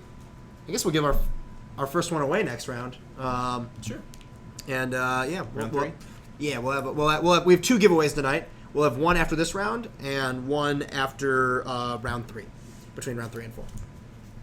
All right, so what do we got? So post board, I think Elves get some good tools. Like I saw, at least Ken has it looks like Ken's sideboarding in a bunch of cards. I know he's got at least a couple copies of Thrag Tusk. Ken has been doing he's been playing Elves before Collected Company. He's been playing it for a while. That's why you see his sort of version with Creator of Behemoth and the like. I definitely saw a few Kitchen Finks as well, which are great. Sure. You just want to be as annoying as possible post board. Yeah. But we'll see if he has the tools to keep up with Jund. As always, I think the issue is the Dark Confidant into infinite removal spells, or even then when it's just make a giant Goyf, start beating down, and tear apart your hand, cast a couple bolts. Bolt is just great. Yeah. Bolt is pretty nice. Bolt and a pile of removal. I don't even know if Dan sideboards very much in this matchup at all. We cut maybe. Yeah. What do you have for elves? Do you play Golgari Charm or something? Yeah, if you have some sort of sweeper like that, he might have Yeah. Anger of the Gods. Anger of the Gods is pretty great. Sure. Yeah. Or Pyroclasm or Jund Charm or something like that. Mm-hmm. Yeah, there's got to be something like that in there. But yeah, apart from that, I don't think you need anything. You just don't need very much. Liliana's maybe at its worst here. Yeah. Oof. This is It's a loose one. Couple lands, couple bolts. But it's literally 5 lands, 2 bolts. Oh, is it all 5 lands? Yeah. That. on And the he's draw? keeping it. All right. I mean, I guess if you take out the Archdruids, you're at oh, Tassiger's a nice top deck. Is that a Blood Crypt into a Bolt, I believe? Oh, Tassiger is a great top deck, jeez. Tassiger's a nice one. Tassiger's one you see maybe 1 or 2 of right now in the Jund decks, just because, you are playing Dark Confidant in your deck. Yeah. There is some Yeah. worry. Can feel that. Dan drawing Abrupt Decay for the turn. Let's see what he decides to do. He could elect to Bolt again, or he could decide to hold up Decay. Either way, the downside here is that Ken's going to be able to cast Collected Company next turn if he has a land. And, of course, the Collected Company. That's true. Although, I mean, he can always just bolt anything relevant he gets off of it. That's true. And you could just decide that, the mana elves are not what you want to be fighting over. But it's hard to leave them around. I'd have to imagine that Chord of Calling is a little less in his deck. I think you always sideboard out Chord versus, sweepers. Sure. So I'd imagine that saving your bolt in this case is probably best. All right, so we got a land. I see at least an Archdruid. Looks like an Archdruid, and he has the promo Elvish Mystic in his hand and a Spellskite. I think I would have led with Spellskite here if I was Ken. I do not love playing it second because this gives Dan the opportunity to kill this. Yeah, exactly that just happened. Yeah. All right, Dan gonna fetch. End step. I imagine we're going to see a tap duel here. Ken basically out of action though right now. He just has an elf. This is sort of the problem. If you don't draw the oh, it's Blackleaf Cliffs. Thank you guys. I also should just pay attention to the life totals that are literally right there in front of me. Oh yeah. If the Elves deck doesn't draw one of its card advantage spells, Eternal Witness or even mostly just Collected Company, then you just have a bunch of 1-mana 1/1s. Yeah. If the Jund deck just does nothing but kills Lords, it's going to be in good shape. Upside is that if they don't draw a bunch of Lords, you can just kill them all, and it's pretty favorable for you. Yeah, Dan just with a couple of Abrupt Decays there. I mean, in a situation like this, the 1/1s are actually kind of interesting because Dan doesn't want to waste any removal on them. No. They might get in for 8 or 10 damage over the course of the game before he even finds another Lord. The roadblock, by the way, that's going to stop it though is this Tassiger though. Yeah. This Tassiger is going to be a pretty great. I think he's fetching here specifically so he can leave a bolt. So we got to fetch down to 18. We'll see if Dan decides to get a dual land or not here. See him looking at Swamp and Overgrown Stomping Ground. I think fetching an untapped land is fine here, just solidifying your mana. If he fetches Stomping Ground here, that's got to be a clear indication that he has sweepers in his deck. Oh, he definitely has Chandra. No, he's just going to get a forest. Blood Moon Elves. There's a part of him that's like, what if he just collected companies into Magus of the Moon? Can I win? That's hilarious. Does that happen? Some of the Zoo decks play it. Oh god, that's pretty sweet, right? That's pretty great. They just have the possibility of casting it on turn 2 with a bird, Yeah. which is pretty great. Corrupt the Spellskite, yeah. He's gonna kill Spellskite. I think I would have preferred to see. Oh, never mind. This is much better.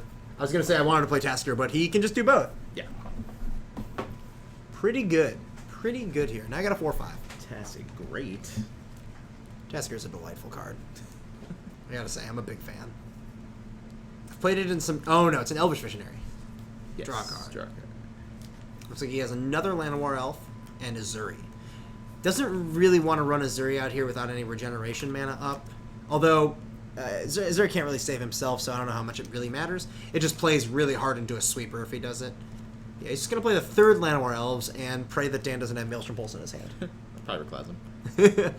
Anything like that is just a nightmare. Just a dark... Looks like just Dark Confidant and Abrupt Decay. No Wirewood Symbiote, so you don't need to kill the Elvish Visionary right now. We're seeing a jam for 4. And Ken just going to take it. Not really much of a point in blocking. And he's going to cast Dark Confidant. So this is where it gets a little interesting, what you were talking about earlier, about like this sort of race aspect.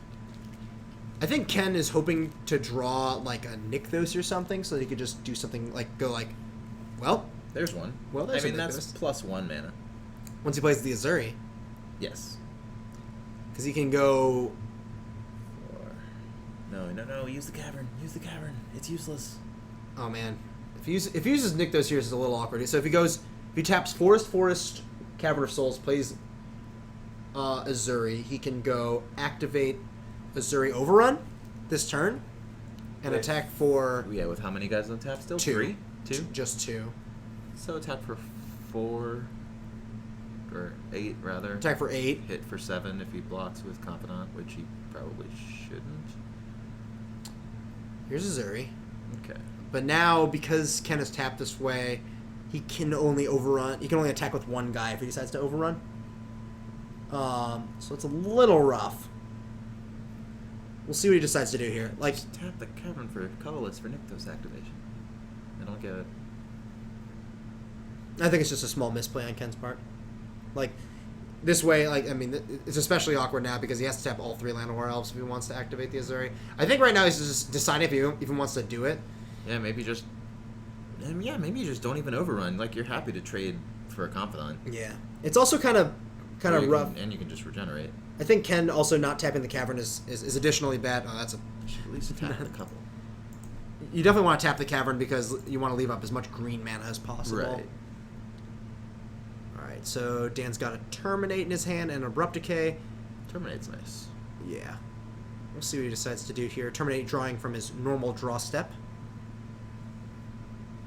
Maybe we'll see. I think we see a pre-combat. How much black does he have in his pool? Is there any reason not to just lead with Inquisition? Yes, there is a reason. Ken has no cards in hand. Ah, that's a pretty good reason. That's a good reason. Ken, just letting the Azuri die, not floating any mana, a little curious there. I think I would have wanted to at least put a regeneration shield on like Elvish Visionary. Yeah, because you know the Tassiger's coming in. Yeah, just save 4 life total here, life points here. Like, I think you want to hope to race, and you're not going to be able to do that if you just give up these 4 damage. Here's a Finks though. It's a Finks. All right. Finks ain't bad. No, Karen. Get in the habit, man. Yeah, you can't keep tapping this Nykthos willy nilly, missing out on mana left and right. All right, now he's got Super Nykthos. All right, Nothing to do with it, but sure. 2 life and two blockers is gonna be pretty strong here. The downside is you just gotta Swing out with the ones. Yeah, there you go. I would probably terminate one of these if I was Dan. Just save some Yeah? life points. I don't know. No, just gonna take it. Yeah, he's totally safe to just save his removal for the Alpha Strike at the end or for any Archdruids or whatever come up. I think he's just hoping to draw an Anger of the Gods here. To the face. Oof. There's a Grim well- Lavamancer drawn for, Oh, okay. for his draw After the step. bolt. Yeah, I would probably just not even attack at this point. Like, maybe Oh, like with Finks? yeah, like just no. No. Well, like you could play Grim Lavamancer. There's. I think he's tempted to animate the Raging Ravine right now. Oh, yeah, that wouldn't be bad. It means that he doesn't really. And then he can attack. Yeah, and then he still gets in for damage.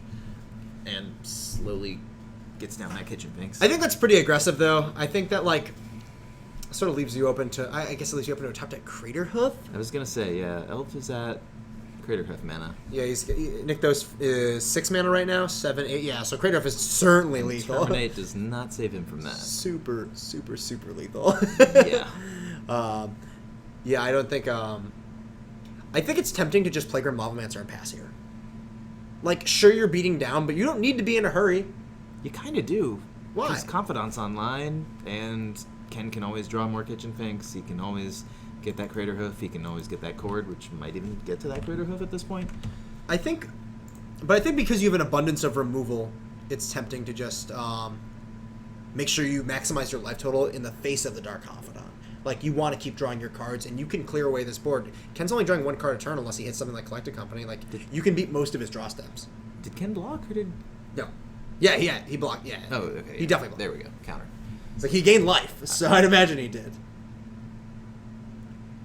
I guess Dan's just gonna activate Tasigur here, which is Is that fine. Beast Within? Beast Within's not bad here. That could do some work. What do you kill?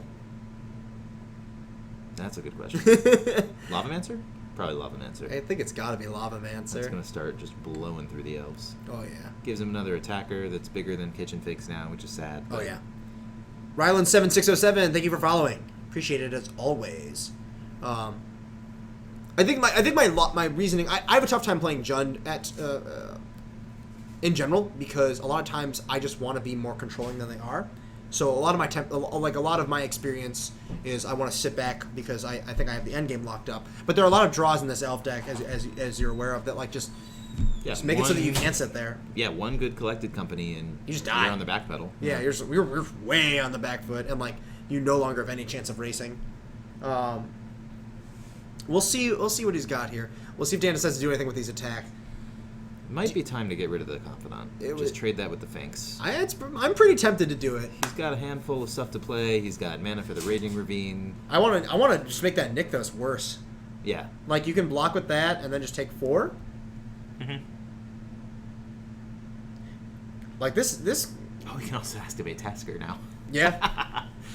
You probably. Oh no, he's not gonna do it. He's just gonna. Well, if you're an activate Tasker, you definitely do it before Dark Confidant dies because you don't want to draw it. Right. He's gonna bolt the Elvish Visionary here. Block and bolt. Okay.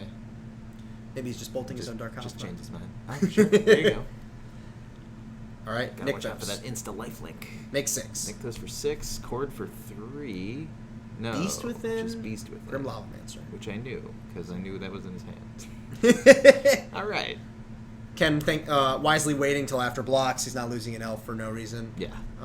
So we're gonna see Beast Within resolve, a trade. Elvish Visionary is gonna die, and Dan's gonna take 3. Did he... Okay. Yeah, he did bolt the Finks. Okay. Oh, he bolted the Finks. I think. Oh, I guess he just had a change of heart after blocks about losing the Confidant. interesting. Maybe he just wants to keep Confidant because this is now that he saw it's weird because like now that he saw this is just almost lethal. 7. It is lethal with 7, Raging 8, Ravine? 9. No, it's not quite. It's 13. I'm looking at the wrong life total. Yeah, it'd be lethal if he's attacking himself. Yes. I would probably just attack with everyone, including Raging Ravine, though. Here. Well, 8. No, that means 1 Archdruid and he gets lorded he just out. dies. Yeah, you're right. You need to leave up Terminate. And I think you just need to leave that Confidant. He is getting to the point in life where Confidant... Yeah, you want to trade it liability. off. You want to trade it off right away, I think. We'll see what he decides to do. He's got to at least Terminate in his hand, I believe. Terminate, Inquisition, a land. I don't know what the last card is. So there's the Verdant Catacombs. Which is not the land he Confidanted this turn. He Confidanted an Overgrown Tomb. Ooh. Here's a swing for 7. So he's drawing some lands. Putting Ken to 9 here. Which also means no, he doesn't go ahead. Ken needs to stay on defense No, he did. a little bit. He did flip the Verdant Catacombs this turn. Was it Catacombs? Yeah, it was the Alright. Catacombs. Because his hand is right now just Terminate and Inquisition of Kozilek. Okay. I think cutting some discard spells in this matchup is actually where I want like discard spells in Liliana are like I think your worst cards. Like you can only draw so many discard spells because the elf deck has such a low curve. and they empty their hand so much. Like, you want some because collecting company's scary, Right. but beyond that, like, I don't think you want a ton. So Ken has drawn an uncastable Burrington Forge Tender. Par for the course. Yeah. If Kitchen Finks was still around. Nick Capped those it for off with white. those. There Gotcha. you go. I did that in a cube draft once. Nice. I was playing mono black, and I had a Nightville Spectre in play, and I hit my opponent's Jason the Mind Sculptor. So I nicked those for blue and cast it. Nice. Wait. Now Why he's that? cheating? Why is that cast? Yeah. More importantly, why are you making me go do this, Ken? I'm personally Ken. insulted. Let me know if they catch it. Will do. Nope.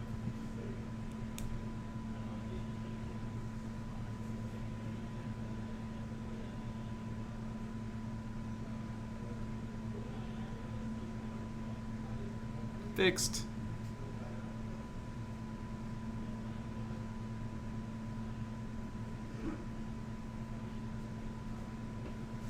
I just point and say nothing. Yep.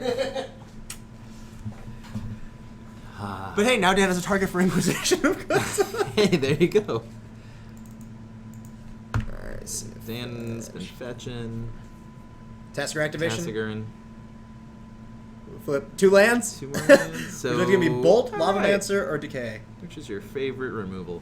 You probably got to give him Lavamancer. You can't give him a removal spell, I think, because you probably just die. Yeah. Like, at least that's sad. That's just rub-ins right there. At least, like Lavamancer just doesn't really do much here. Like, you still just want to hope to draw into some, like, crazy spell, but you are going to be chump blocking this turn, especially if Raging Ravine's coming in. It might even just be... Maybe just keep Give him chump Decay. blocking and Let's see. make him waste removal on his own Confidant.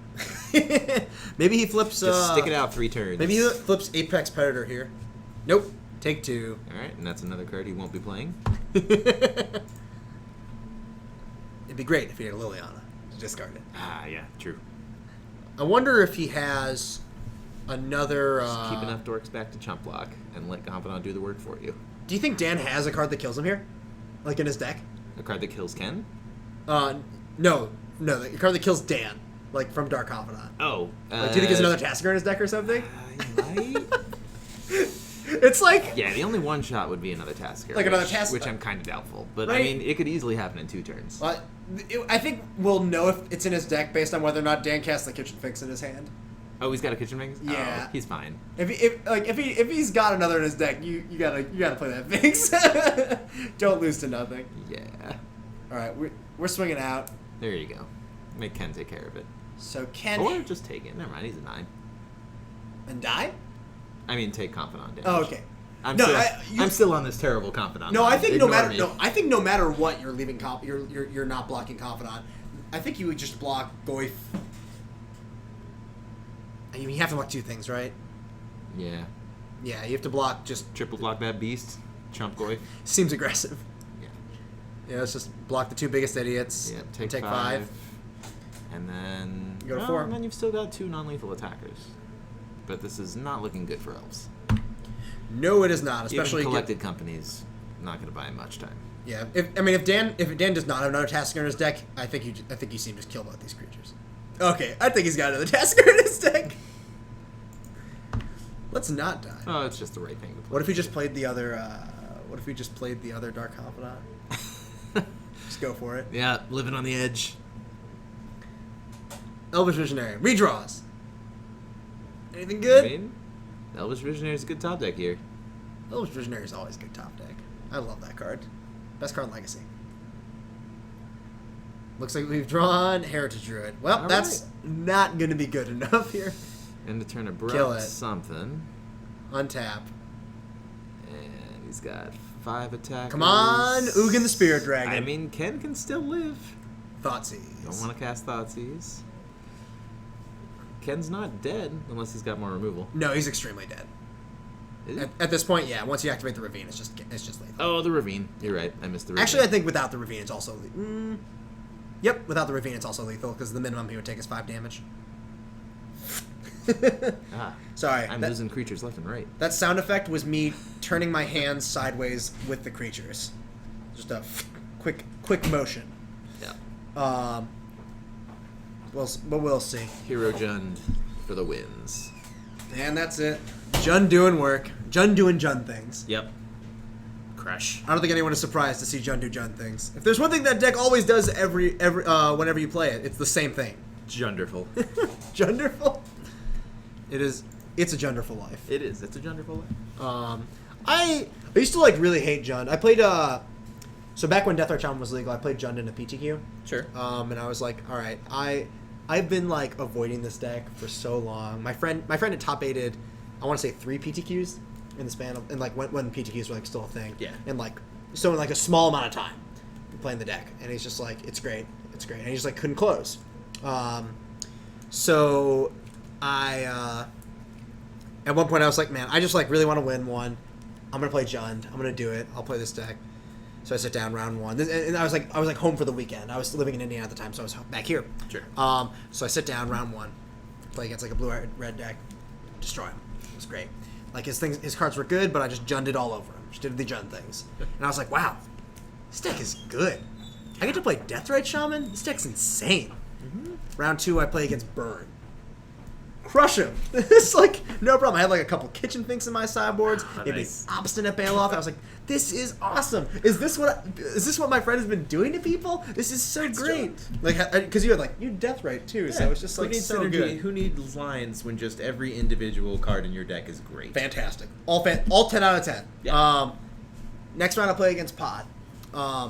This is where Jund started to piss me off. So back then, this is like when Pod was like when I was on the fair plan post board. Like it was not really a fair deck. It was much closer to I think it appeared more like a combo deck. It was still pretty close to like what it was. It just didn't have as many fair cards. Sure. But post board is like it was just all Lingering Souls and like Gavany Townships and stuff like that. Yeah. Grind them out. So I win game 1 pretty easily. I lose game 2 pretty easily. And game 3, I like keep this hand. It's got like Jund Charm, Olivia Voldaren, like a lightning bolt. I'm like, this is great. We got him. And my lands are Treetop Village, Blood Crypt.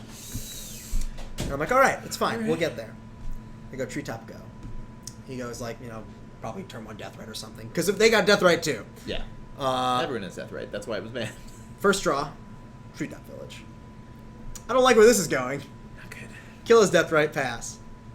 He goes, plays like 2 more Mana Dorks, passes. I draw. 3rd Treetop Village. No. It's like looking at my hand. Not a single card is castable. Worst. None of them are castable. And this is, I think, before Ooze is even printed, so you don't even have anything like that. Like Goyf is like the only thing. End up like I mean, you can use 2 Treetop Villages to activate your 3rd Treetop Village. that's a possible play. I ended up doing very little that game and losing horribly. That the, sucks. The next round I played against Jund Splash White. You know what he's splashing white for? Lingering Souls. Oh yeah, got crushed. Couldn't beat it. Yep. Couldn't ever beat it. That was the thing. And I was like, all right, we found out why. We found out why I don't like playing this deck. You just lose to things that other decks I play don't lose to. But no, Jund is good. I don't think it's a deck I might play it. I might see it happen. Sure. It's just why play that when you can play like Cryptic Command Yeah. or like Lotleth Troll. I know how you feel about Lotleth You Troll. do know how I feel about Lotleth. I've specifically lost Best to card in Lotleth Modern. Troll. Oh, it's a Love it. nightmare. Yeah. So, I don't think it's that unrealistic. Dan, Jund's pilot, is here arguing against the Stoneforge unbanning. That's insane. You think it's insane? Turn 3 Battle Skull he seems seems to okay. disagree. It's fine. Seems okay. It's fine. Okay, I agree. It seems pretty. It seems okay. Turn 4, they just play Siege Rhino and it's bigger. I mean, yes. I'm just saying. No. We're talking about unbanning I'm kind of Stoneforge. with you. I don't think Stoneforge I don't think needs to be banned. Stoneforge. And I kind of think it's better banned. It needs to be banned. I think. Okay, so here. All you would force is every deck to Now, have Grimoire three Thief. Fine. That's a Oh yeah, we still have Grimoire Thief up. Yeah, why is Grimoire Thief still up? Wonderful. Let's bring up our favorite Core Artificer, which is unfortunately banned in this format. This is, by the way, another card where it's like it would just like it's already like pretty high in price, like medium high, and it would skyrocket. Oh, yeah, it no would question. absolutely skyrocket. Hear that, everybody? Buy your 15, right? Stoneforge Mystics 30. now. Is it? It's $30. It'll never be on that. No, I would look. It's, Ancestral could be. I could see Ancestral. I don't think that. I think that card's more interesting. Like again, I think the biggest argument for not unbanning this is that it's not interesting. Like, I mean, yeah, and that is a pretty good argument. yeah, like just for the same reason as Jace. Like, it's powerful, and that's it. It's just really powerful. Did you win, by the way? Are you 2-0? Obviously. All right, let's do a giveaway. Giveaways, sure. Our first giveaway tonight is a Russian harmonic sliver. Let's put that up there. Man, that goes so well with all your Russian slivers. You can collect a company into this guy. You could blow up.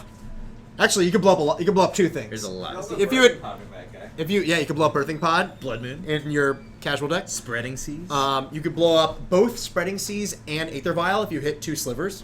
They will see each other. If they have Engineered Plague naming slivers, you can blow up their Engineered Plague that's naming slivers. Yeah, and Yep. hopefully you also hit a muscle sliver. Yeah. Well, nope, that would not work. You need like you need a lot to go your way, basically. But card's great. But this sweet Russian sliver can be yours. All you gotta do is enter the raffle. Now, rules for the raffle. You have to be subscribed to the stream. Sorry, nope. Following the stream. Click that purple follow button, and you'll be eligible. Beyond that, once we open the raffle, you type !raffle, all lowercase. We will send you a message on Twitch. You will send us your home address or your preferred mailing address, whatever, and we'll send it to you. No, we don't care if you're in Europe or wherever. We'll send it to you. It's great. If you're in Russia, congratulations. Yes. On your normal harmonic sliver. On your completely unimpressive harmonic sliver. All right, let's set this raffle up. Raffle. Reset raffle. Reset. And it's open. It's open, Hooray, raffle away. I think. Raffle, raffle, raffle, raffle. Again, !raffle, and you will be joined. The raffle is started. Get going. Once this lag is out of here. There you go. It's working. Everything's working. In any case, harmonic sliver. Man, I missed. I that's one thing I do miss is this card seeing play and like slivers and stuff like that. The smallest amount of Timmy and me wants to play Collected Company slivers. I just like want it to That be. would be good. fun. Right? I would rather try Collected Company slivers than Collected Company elves. Yeah, like Collected Company Elves is like a deck that I've like played some games with, and it's okay. It's like a fine deck. It's just like kind of boring. Sometimes I can see it being kind of interesting, but from my experience, it's not been all that interesting. Collected Company Abzan is not what I care for. Would not play that. I built that as soon as Dragons was legal Yeah, you're just like, all right. and hated it. Just hated it? I mean, to be fair, I had really, really bad Collected Company luck. Sure. Like hitting one creature if I was lucky. Oh my god. And part of that may have been that I only ran, I think, 2, maybe 3 Eternal Witnesses. But I mean, that's not like a it's big still- deal. it's I think that's the still right not number. bad. I didn't enjoy that deck. Yeah, I played Pod in one tournament ever. It was like a local tournament like this. It was probably the easiest 4-0 of my life. I played it and I beat Tron. Sure. Which by the way, it was my friend's first time playing Tron. I should not have won. He should have crushed me. But like playing the deck, I was like, this deck is so broken. That was one of many points where I was screaming for Pod to be banned. I did not like that card at all. But I played the deck and I just had like very little fun.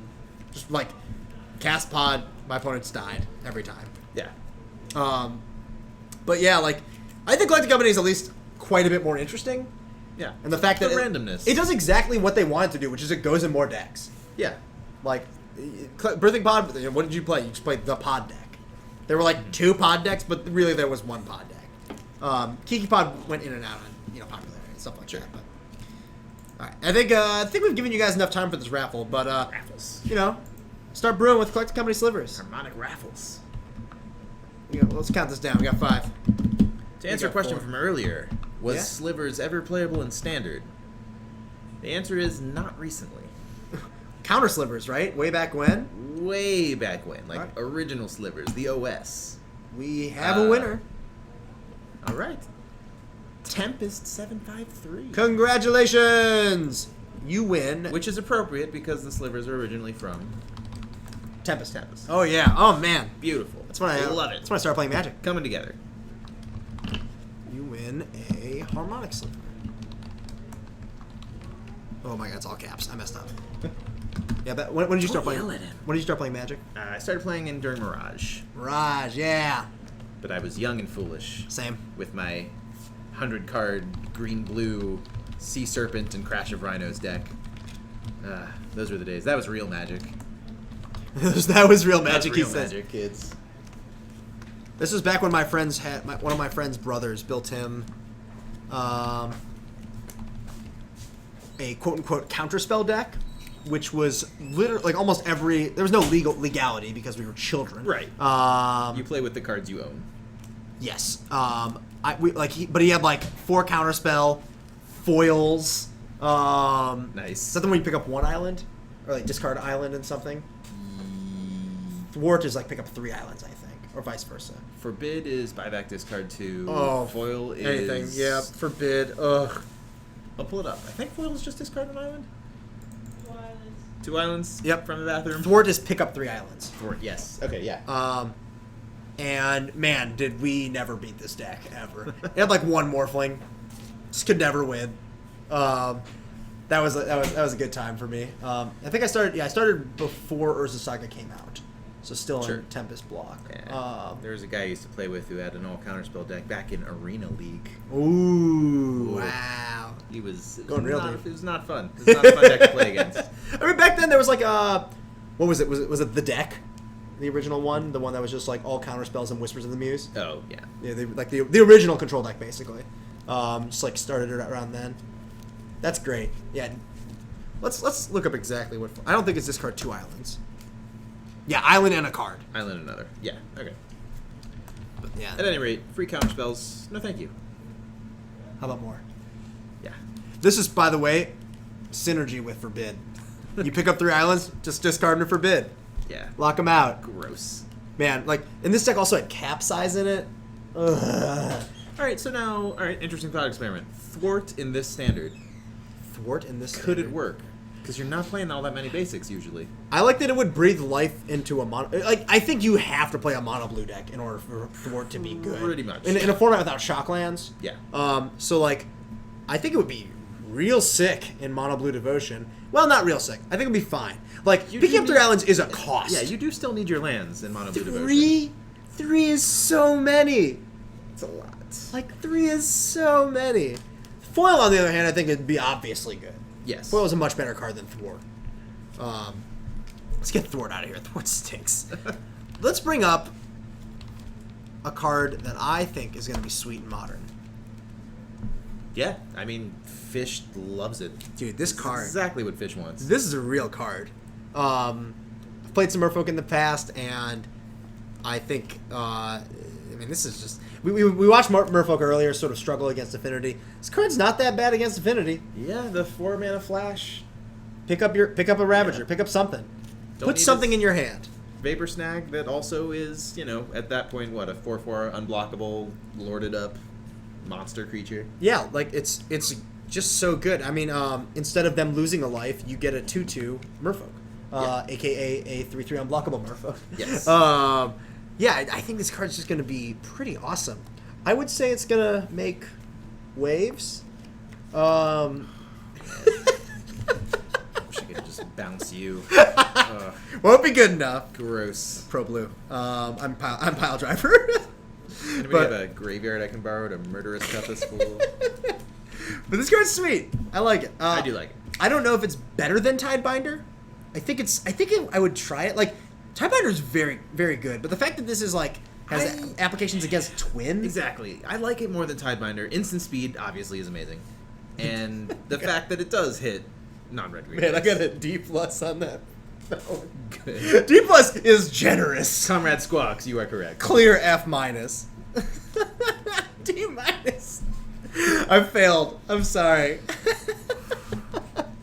This is all you're gonna get from me. Just a torrent of hate. Card's nice though.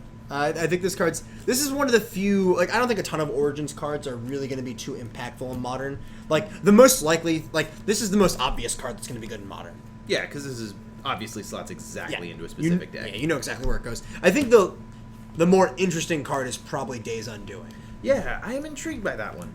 Like, I think Quicken Days Undoing is really funny. It doesn't end their turn, but Yeah. you get to play your cards first, which is cool. Mm-hmm. I definitely could see it in Affinity, absolutely. That's You what I've- have that's what I've just heard, yeah. doubled your board presence. I think people who want to put it in burn are too ambitious. I think you just don't. Yeah. You actually don't unload your hand fast enough, especially the way burn decks are constructed these days with so many twos. Right. Like in your 20 land deck, like Affinity, it actually makes the most sense to me as far as fair decks are concerned. Like especially, I mean, just the fact that you have 0 drops, that's enough. Like the fact that you can cast this, and the next turn play like 5 cards. That's what you need to do. Yeah. I don't really know where you could fit it elsewhere. I'm less sold on the Quicken plan. I don't think it's a good plan. I yeah. think it's an As interesting, long as fun you're plan. aware. And then there's always the Notion Thief plan. Yeah, I mean, there is always the Notion Thief plan. I'm always looking to make Notion Thief work. Someday Notion Thief. Yeah, Notion Thief, man. I just want it to be great. I want it to be better than it is. All right, I'm gonna go take a look and see if we have pairings. See if we can get some more magic Well, out there. all right. So when they unban Jace, Yes. Notion Thief will be good. I'm in. I'm in. That's what it's gonna take I'm in for both. for I'm like people both to play in the same Notion deck. Thief. Sure. Well, yeah, because if Jace is unbanned, everyone is playing Jace. You can beat their Jace. Yeah, exactly. Win the Jace War with the Notion Thief. You heard it here first at the MTG Card Market stream. Several people were calling for delve spells.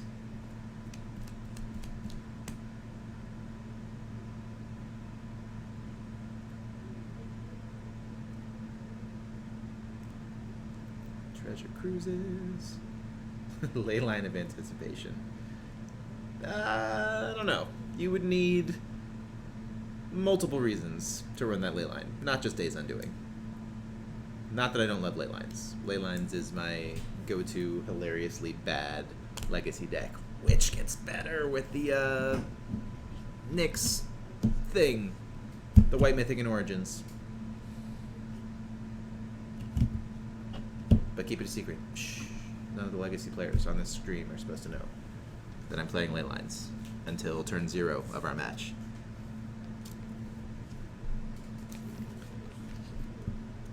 Starfield Nyx. Thank you. Yeah, that's the one. Sure, so that's an Opalescence, legal and modern. What do you think, you guys? Leyline, Starfield of Nyx and modern? Leylines and ramp and a Starfield?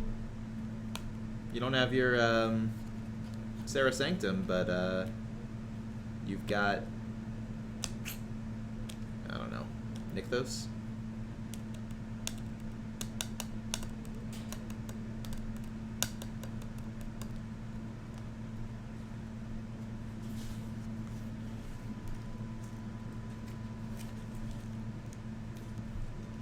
Yes, and Transish would like it. That's true.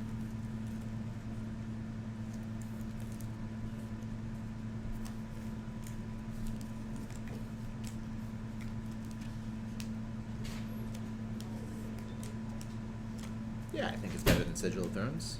Probably. Almost done. Cool. Looks like a blue-white red player and a mono-white Death and Taxes player were caught in a very close game. I'd imagine they were. I could imagine that lasting a little while, yeah. I've actually. Death and Taxes. Oh, absolutely not. I'll always root for blue-white red Geist. I love that deck. So it's the only deck that's like really all about playing Restoration Angel. And I do like Restoration Angel. I love it. That deck's sort of fallen out on the wayside recently. It's just sort of, it's tough to compete with the Grixis decks when their curve is just like so much lower. Mm-hmm. Like the Blue Red Geist deck has to play like a bunch of lands because you're playing a bunch of colonnades. Like the only counters I usually ever see in the deck are basically Remand, maybe Cryptics in there, but your curve's just higher. And Tasker's just so good. Like you don't get to play Delve spells. Yeah. Delve spells are so good. It is pretty nice. Like you do get Path, and you get like Snapcasters are great because you have all these burn spells. Mm-hmm. But like you don't And get White cold. has some great sideboard too. Yeah, Like, white is fantastic sideboard cards. Stony Silence, Celestial Purge, Wear yeah, Tear. the new Hallowed Moonlight. Yeah, I that card's think sweet. that's gonna be a thing. There you go. There's another card. Easy slot in the modern. Oh yeah, that's an easy one. Everywhere. Maybe like I don't know if I like it more than Shadow of Doubt, but it's like the same card, right? The same card in the sense that it's it's a cheap thing that you Sure, can just and like throw. cantrips. Yeah, you never like. You might see it in the main deck of like a blue-white control deck or something. Yeah. But even then, like it's not going to make waves. It's not going to like, really blow people away. Yeah. It'll be fine. All right, pairings are up. Right. Let me get the paper. Yes.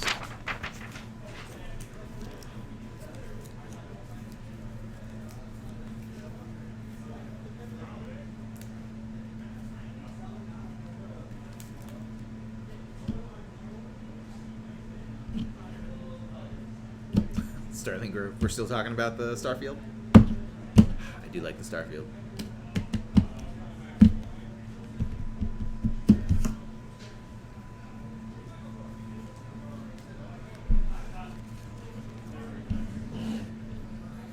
Alright, so out of my curiosity, people in the chat, how many of you do play Modern on a regular basis versus people maybe just looking to research it, interested, or just having something on in the background?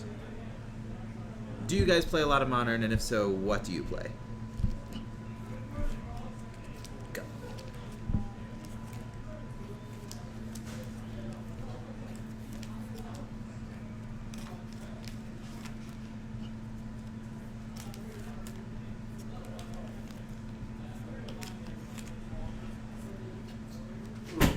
Got some decks.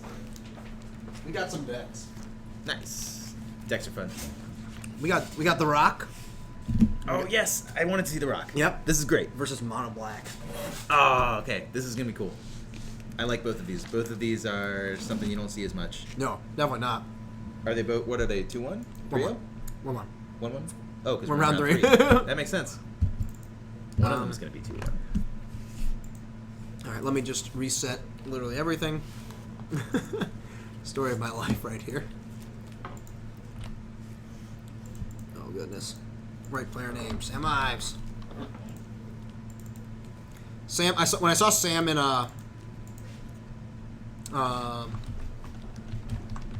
Charlotte, we had both made day 2 at 7-2, and we both lost our first round. And he just goes, "Yeah, I'm just gonna drop. I'm done here." And I'm like, "That's crazy. You could still like win out. You could still like win out to go do things." He's like, "No, I think that's just like Pro points or something? asking a lot. You could have won prize if you had like won out or whatever. No. I think he could have gone like even 4-1 from there and maybe won prize. I'm not sure though. But I remember thinking, Sam's crazy. Why would he drop so early? So after I lost 2 more in a row, I didn't think he was that crazy. Embarrassing. I was like, well, I should have dropped. I look like an idiot now. All right. Let's get all this started. All right. I started everything. I got things going. Unfortunately, we don't have the training wheels of the Yeah. It's all right. We'll pay attention. man. Mono paying Black, attention? Mono Black and the Rock shouldn't have too much incidental damage. I feel like it's all going to be pretty sizable chunks. I wonder what sort of cards are in the Mono Black deck. Like, I'm really curious. Yeah. Like, okay. Good luck. Like, Yeah, it it's could pretty. be a lot. It's usually pretty clear what's in like the sort of rock deck. It's like a million abrupt decays, some goifs, probably some bobs. Yeah, just power. Maybe Tassigers. Yeah. Actually, no. He might be. I think he might be more all in on Tassigers than Bobs. Yeah, like that his seems version. right. Rock needs to go a little bigger. You're not going to bob into bolts and things. So Yeah, need your the curves size. just. You could play just like 8 discard spells. Yeah. 8 rack rock. eight rock rack. Rock.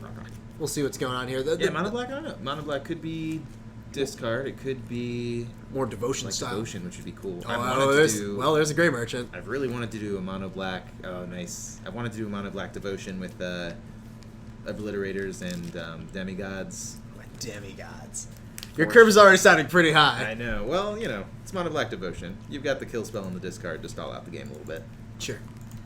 All right, we got a fetch of a Pluto Delta on turn 1, fetching off a basic swamp here, and ooh, We got 2 Lilies, Grey Merchant, Bloodghast. Is that Creeping Tar Pit? I have no clue. I don't know what that I believe second one is. I imagine it's a colorless land, but I can't tell. We'll see what Sam decides to take here with this Inquisition. It's just going to be one of the Lilianas. Like, Against Rock, Yeah, probably. I like Jim's foreign cards. Foreign cards, beta swamps. This guy's got class. I've not seen Jim around here, but I'm already a fan. Nice. Yes. We'll see what Sam decides. Is it a Thoughtseize? No. No. No, he would have cast it. Yeah. And Liliana's One of gone. the lilies. Might be a fetch land. Okay. We'll see. Yeah, something will happen. So I agree. He'll play it or he won't. All right, so it plays a second swamp, and here comes Bloodghast. Might be a Is drowned it a- catacomb. Or a probe? No. Well, we'll stop speculating. All right. We'll figure out what it is when it comes to So a head. far, like in the mono black. Definitely devotion. Stick some lilies and bloodghast. Some What- stuff that comes back. Maybe it's Phyrexian Arenas. all double black. Could be Phyrexian. Phyrexian Arenas is a nice one. Yeah, that's pretty nice. This is one of the matchups where Sam actually has just tons of answers to it, which is a little unfortunate. All right, Sam just going to play a turn 2 for Treetop Village, and I'd imagine pass the turn unless he has another discard spell at the ready. I didn't see a ton of action in there. I think I saw a Pulse. It is worth mentioning that it seems that Jim's Lilianas are going to be quite good, and Sam's going to be pretty terrible. Yes. You get to break parity when you're the deck with Bloodghast. Yeah. All right, so we see 2 lands. Liliana coming out 3 here. lands, Lily. Yes. Jim drawing Swamp for turn. Let's see who decides to discard here. Still not sure what that thing is. Me neither. Is that unless, but he has a second Grey Merchant now? Yeah, he has 2 Grey Merchants and a Mystery card.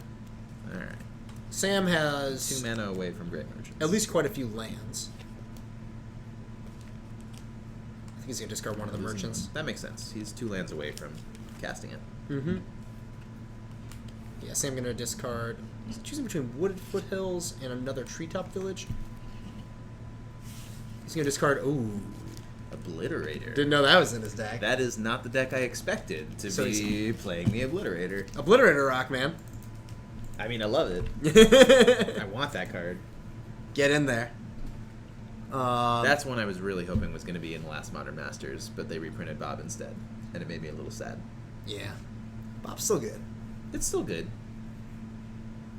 All right, fetch and Wooded Foothills. I'd imagine this is getting an overgrown tomb. We'll see what Sam decides on here. Gonna get close to old hasty Bloodghast levels if he gets one though. Stomp the ground. Bolt. No, he's just gonna get a forest. Mystic Forest. Alright. It's got a 3-drop. I wonder if the reason he has these off-color ones, off-color green seems a little curious to me. Like I can't imagine any green fetch lands are better than any black fetch lands at least. Like I feel like you're in your Phyrexian Obliterator deck. Yeah, that definitely makes sense. I mean, I guess he can get Overgrown Tomb if he's really needing the Obliterator. yeah, it is Drowned But Catacomb. yeah, what's heavy green? Oozes? Ooze and Treetop Village, it looks like. Courser. Courser, okay. Yeah. Huh. That's good value. So, figure, yeah, you gotta get that Goyf out of here. Goyf's just gonna be way too big. Go for the Throat is a little annoying here, but we'll see if Jim can draw out of it. We know his last it card. looks like in that hand- was a Catacomb. Yeah, you're right. Where? The Yeah, Drowned Catacomb, yeah. Yeah. So there might be a light splash of blue. We're not sure. He said his deck is mono black, so I trust him. Course of Activate Krufix. Spellskite? I don't know. Course of Krufix, by the way, excellent Yep. against Bloodghast. Yes. By the way, note that he has opposite Obliterator mana right now. We've got triple green, 1 black. Nice. Need a Twilight Mire real bad. Is that a Fulminator Mage drawn for turn? It is. Yeah. Sam pretty happy that he did not fetch a Overgrown Tomb instead of a Swamp here. Just get knocked right out of black mana. Looks like he's just gonna have to pass though. And in his upkeep, he's just gonna go after the Treetop Village. Yeah, that seems right. Yeah. Sam could respond by floating some mana, but doesn't really see the need to. There's like Ghost Quarter. Just off the top. I like Ghost Quarter. I think Ghost Quarter, like people finally sort of caught on to how good Ghost Quarter is. Because for a long time, people were really on the Tectonic Edge train, which makes sense in a mid-range metagame. Mhm. But when you want to beat unfair decks, you need Ghost Quarter. Yeah, it's faster. It's faster. Like, here's the main thing. You only need 3 Tron lands to cast Karn. You Yes. don't need 4. Get in there, Courser. Go for the third on the Bloodghast? Oh, yeah. I'm a little sketchy on that. Pretty aggressive use. I wonder if Sam knows that it just can't block. And I see that hand right I there. think that Sam knows. Just goes right to a space And like. he knew the Grey Merchant. Oh, wait, no, he didn't. So Because he here, discarded one. I don't know about that. Here's Alright, the so he's gaining 4. drain for 22. 4 here, but we're not quite at Hasty Bloodghast range. We're close, but not quite. Second black mana. We Ooh. got 2 lilies. They go for the third looks really good right here. I mean, he can't cast at the same time, but I mean, it's, I think we're kind of close to Ghost Quarter, my own Ghost Quarter range. Yeah. Gain some life. I mean, if he doesn't like what's on top after the Courser, it's definitely a way to shuffle. Yeah, it's a way to shuffle. Plus, it gets him the second black. For... There's an Obliterator. That would be I don't nice. want to draw that. No, I don't want to draw You that. don't at wanna all. draw that? No, he has one No. black mana. No, when he Ghost Quarters his Ghost Quarter, he'll have 2 black mana. great. He's halfway there. It's the best play. Well, what if he Ghost Quarter? What could possibly go wrong? He could Ghost Quarter his forest. Ah, true. He's just gonna go for the throat, the Grey Merchant. All right, he had another one. That makes sense. And he's gonna swing for 5. Try and race this Bloodghast. Put you to 17. Get in there. Ape land. I'd say that's the best part of Treetop Village, is that it's an ape. Yes, Easily my favorite part. that is pretty good. There I- need to be more apes. We might see an upkeep Ghost Quarter myself here. Courser, by the way, been amazing already. Yeah. Courser, I love that it's seeing some play in Modern. Like I've seen it in Scape Shift, which I've been like the most interested in, of course. Okay. But like it's been sort of a medium presence. He does draw it. Bitter Blossom. Nice. That's gonna be good. It shows up every now and then. By the way, great against Bloodghast. Yeah. It shows up every now and then in Jund decks. Sort of fallen out of favor recently, I'd say. But I love the card. I think it's so sweet. Yeah, it's as close to card draw as you're likely getting green. Mm-hmm. And the life gain is incidentally fantastic. Yeah, like right now, it's just having the clock of this Bloodghast. We'll see what he gets to see. And like just the information has been great. Yeah, let's see. So we didn't want the Bitter Blossom. You remember this trigger? I think I would have done this just in my. I think I would have done this in my upkeep, or like just drawing the Obliterator just seems so bad to me. But we'll see. Oh, got to reveal. Well, He'll get there. he's just gonna discard the other Liliana and keep the Obliterator. Full greed, I would say. Yeah. Well, I mean, as you were saying, Liliana's not going to do anything in this matchup. He can sacrifice Bloodghast all day. Yeah. And if he attacks it, that's good news for you, anyways. Yeah. And the only thing he's not going to be casting at this point are discard spells, which, fine. Yeah. They're dead anyway. Yeah, I guess you're right. Yeah. So it's actually odd to me that he's hitting Liliana right now. I think I would have just ignored it. Yeah. I think I'd be more interested in just going after Sam's life total Mhm. and making it so that future Bloodghasts have haste. Yeah, exactly. All right, so And let's he's see. got to keep up with the Courser life gain. Yeah. I think we're going to see Sam here. Yeah, he's going to take up Liliana first. And there goes that Obliterator. Drown Catacomb. All right. Here we go. Swing for 5. I think it's really awkward that Jim decided to attack specifically last turn, because if he attacked Sam last turn to 10, if he had drawn Bloodghast this turn, that puts him to 6. Like, and if Sam maybe like attacks again, I mean he still has the decay or whatever, but Yeah. he might be able to just And go. the Courser, which will likely find a land Yeah. soon. There's Oh, one, yeah, there's 2. Yeah, just one life. Well, yeah, 1 life, that's true.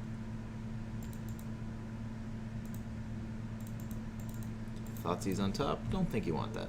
I think we'll see that one shuffled away pretty quickly. I'd imagine that we're just going to see him discard this Lily and attack for 2. Get rid of Jim's Or- last card. I Yeah, was Jim just is going just to say play the new Lily. Oh, no, never mind. Then you'd have to discard Abrupt Decay. Jim's just drawn running lands this game, unfortunately. It hasn't really drawn much action.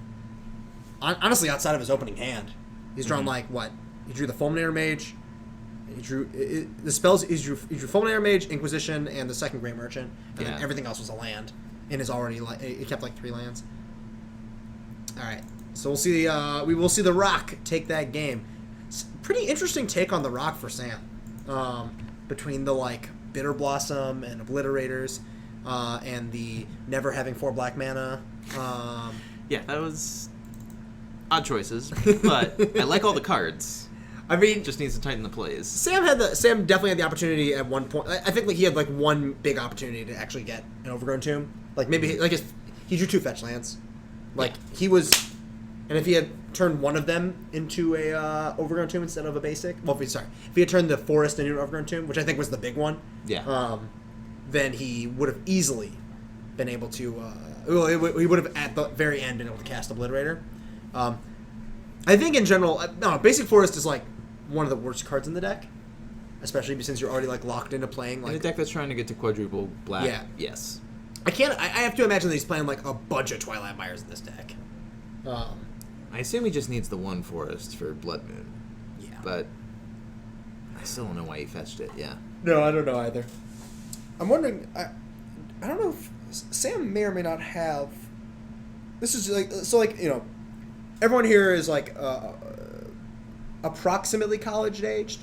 Mhm. Like so, a lot of people are just like naturally going to be constrained by cost. Oh, sure, When it comes yeah. to He their deck might just building? not own more tombs. Yes, like I don't know, Yeah. or no, I think he just doesn't own Verdance. I'm still thinking about the Wooded Foothills. by the way. Foothills. Gotcha. Uh, Yeah, that makes sense. Although that does look kind of funny when you're just like, yeah, I don't have Verdant Catacombs, but I have these 4 Goyfs.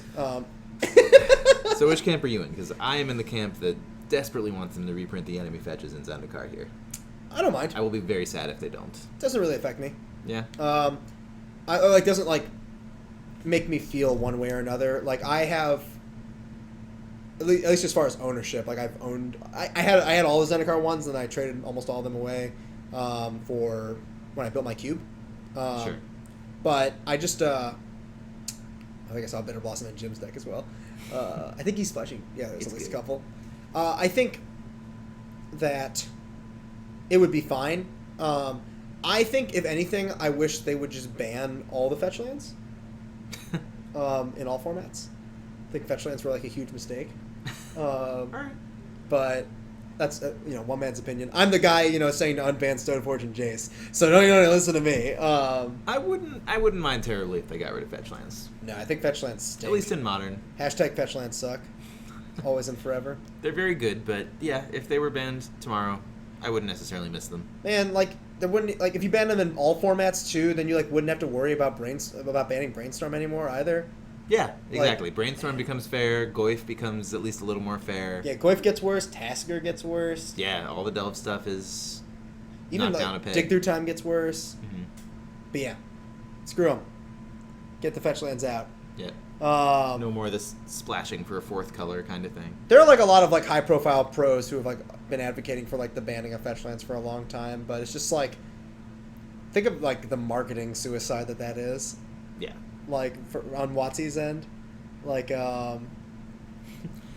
Here's the most expensive cards in this new standard.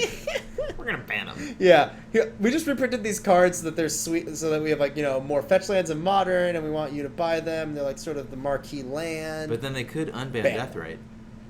Yeah, that's it. Just unban Deathrite. Unban everything. Ban fetch lands. You heard it here first. Go buy all the Deathrites you can right now. Fetch lands are getting banned. Exactly. Fetch lands banned. Hypergenesis and Skull Clamp still banned. Yes. No one's waiting for those ones to come back. But yeah, I would be completely okay if they did that. All right. Looks like Sam did keep in his Lilianas. I wonder if he I know he decided. I think both players have like quite a few bad cards still within their deck at least. All right, so we can see turn 1 Inquisition from Jim here, revealing a Lily, Goyf, Finks, Confidant, Maelstrom Pulse, pretty sweet hand. Treetop, and Wooded Foothills. Yep. You definitely need the Verdant Catacombs. I think. I mean, he'll find the. it's just gonna get an Overgrown Tomb anyways here. Yeah. I think you just take. Taking the Pulse. Pulse. Oh yes, I know why. Oh, Jim- what does he have? Bitter Blossom. Right. Yep. Cool. Seems great. Yeah. Sporting guy Sam leaving his cards face Acceptable. up. Treetop go. I just love the 4 Treetop Village, 4 Treetop Village multiple Ghost Quarter Phyrexian Obliterator deck. It's just beautiful. Bitter Blossom, your turn. Make a little more sense if I've seen birds, but I didn't. Oh, there's an Overgrown Hey. Tomb off the top. I think we'll see some powerful 2-drop here. It's interesting to decide if he's gonna go with Dark Confidant. That here. seems right. I mean, That's a much scarier card for Jim in this. Goyf is a scenario. 1/2. Like, Oh man, I wonder. sure you can start getting chumped by fairies, but Ooh, Jim's got some pretty sweet fairy tokens, but Ooh, there's a Liliana for the Confidant. is that a disfigure? Could be. It doesn't look like it because he's not snapping it off. Oh! Actually, looks like it He is. drew Lily. Oh, does he not have a third land? We'll see what it is. No, it's a Victim of Night. Victim of God, Night. I love Victim of Night. All right. Get out of here. Solid. That does not have haste, and there's a pass. Oh, Bitter Blossom, you are a nightmare to keep up with. You will ruin my day, Bitter Blossom. All right, Sam drawing for the turn. I have to think he's gonna. It's gotta be either. I think it's Finks to play around Liliana, specifically. Like Yeah. if you play Goyf, you get like completely destroyed. by Goyf it. is still not big enough to be worth it. Yeah. And using your mana efficiently is important. Go for Finks. All right, so we at least take one here. We'll see if And Sam there's a decides to useful shock basic himself. forest. Oh no! Don't do it. I hate this basic forest so much. Yep. It's not great. Just like seeing it makes me sad. Because you already have basic forest in play. Your basic forest already attacks for 3. It's an ape, Yeah. but Finks is in there. Going up to 19 here, and now he's sufficiently protected against Liliana. I like this play by Sam, or at least I like the spell. I don't like the fetch. All right, He does still need to find a way to deal with his Bitter Blossom. it's gonna get pretty annoying. Because, I mean, if he does get Liliana, then he's unable to attack, like, forever now. Ooh, Double Bitter second Blossom. Bitter Blossom. Do you attack though? He Maelstrom does. Pulse just got better, It really did. and you know it's in the deck. Hope he doesn't draw another one, I guess. I mean, I think you're already on the hope he doesn't draw another one. I hope he doesn't draw another one. Yeah. I think at this point Sam has resigned to just never casting as Liliana. But I think that makes sense because Liliana's just not very good here. The big thing about this fetch is that it means that unless one of these hidden cards is a Twilight Mire, is that he won't be able to cast Obliterator, which is one of his best cards against Bitter Blossom. Mm-hmm. Yeah, terrific. All right, see an attack for 3. Jim's just gonna take it, content to sit back on his Fairy Rogues. See what Sam decides to do this turn. He's got a Ghost Quarter, not particularly That useful, point- Yeah, let's see what he's going to play. but he's got a Decay. All right, good. Decay is pretty great here, especially because it puts 2 types in the yard for Goyf. Yeah. Goyf is now Enchantment, Tribal, Instant, Sorcery, Land. Yeah, so it's a 5. Oh, yeah. Creature, I forgot 6. Bitter Blossom's Tribal. It is a 6. That is a 6/7. The rare 6. Use the die. Yeah. You can find it. There it is. We had some big Goyfs in the feature match area tonight. Yeah, they've been sizable. There's always like 5/6s and 6/7s. We had the double 5/6 Goyf earlier. Gonna get chumped all day here, but Oh. there's an Obliterator in the right deck. The Obliterator Mirror. I can't say I expected this. Although he is losing lands here. Yep, there you go. Spellskite. Give that Goyf another point. Spellskite, I mean, I think you're in pretty good shape here. Like, I think I would have been interested in attacking, though. I think you hold back the Skite to block Finks, Yeah. and you hold back a Fairy to chump block Tarmogoyf. Right, but keep getting him for 2. Yeah. No reason not to. So we'll see what Jim decides to do here. I mean, I think the Skite on the Finks is an easy block for sure. If he decides to chump, yeah, he's just going to chump. I kind of think for Sam, the play here is to start activating the treetop. I mean, I don't know what he drew, but the trample is nice. Yeah, it's getting through these 1/1 tokens. If you drew another Goyf, though, that definitely changes it. Oh, yeah. Okay, yeah. So now he has like 2 threats. Oh, and an ooze. That is, Wow. yeah, that's all correct. There's a lot going on here, and it's all really good if you're Sam. Although we saw the Damnations. Jim has access to them, but he's Also- still stuck on 2 lands. There's a third. So it looks like he's just splashing Tar Pit in his deck, which is interesting because he could play Okay. Mutavault, like just being mono black, but it looks like he just wants the land that casts Obliterator. Yeah. I mean, well, he does have the spell skites too, so he Mm-hmm. can save some life activating those. This Sphinx is actually incredibly awkward for Jim because I think one of his best ways to deal with Goyfs and stuff like that is Liliana, and minusing Liliana is a fool's errand at this point. Yeah. Yeah, I'm hoping we get an 8/9 Tarmogoyf. That'd be sweet. I mean, yeah, a Lily could easily hit the board here soon. Squad coming in, The including a graveyard. treetop activation. Okay. So we see double chump, a block on the treetop, and let's see if he decides to chump the other ones. I think he's just going to take 5. And Sam says sure. No activations. No reason to activate the. He's only got 1 green up. I feel Yeah. like you've got to. Well, no. He could. I don't think it matters too much. He is going to do it. It does shrink his Goyfs. It's the only creature. But I think at this point, you know, you want to make a sizable threat. Right. It's going to take one more. Plus, I mean, And the Goyfs are being chumped anyway. every point does matter in this at this point. Sorry, I repeated myself there. Each life point is pretty important facing down a Bitter Blossom. Yes. And Jim's deck refusing to yield lands. He does have the Whip of Erebos combo. Nice. So, like, right now, his options are play Liliana, make you discard your Liliana, or play Liliana, eat half a Finks. Neither of these are very exciting options. Yeah. Like, especially in the face of even just his own Bitter Blossom, because Sam's going to have 5 attackers next turn again. Yeah, this is just a lot to deal with. Maybe he... Yeah, I think it's just too much. We'll see what he decides to do. I can't imagine going... he's just going to go up. Discard his Inquisition. Bigger Oh, Goyf. interesting. Discard. I think I would have absolutely kept Liliana, so I can go minus. Instant sorcery, enchantment, Yeah. tribal, land, planeswalker. Oh yeah, because we lost creature. Yep. Alright. But when Spellskite dies, Yeah, if he draws like a Decay for Spellskite, that's pretty that's the gross. 8-9. That's... Oh, man, we're so close to 8-9, guys. Come on. Do it. All right, chump, block. So this is Take 6. six. Kill you. Yeah. Oh, man.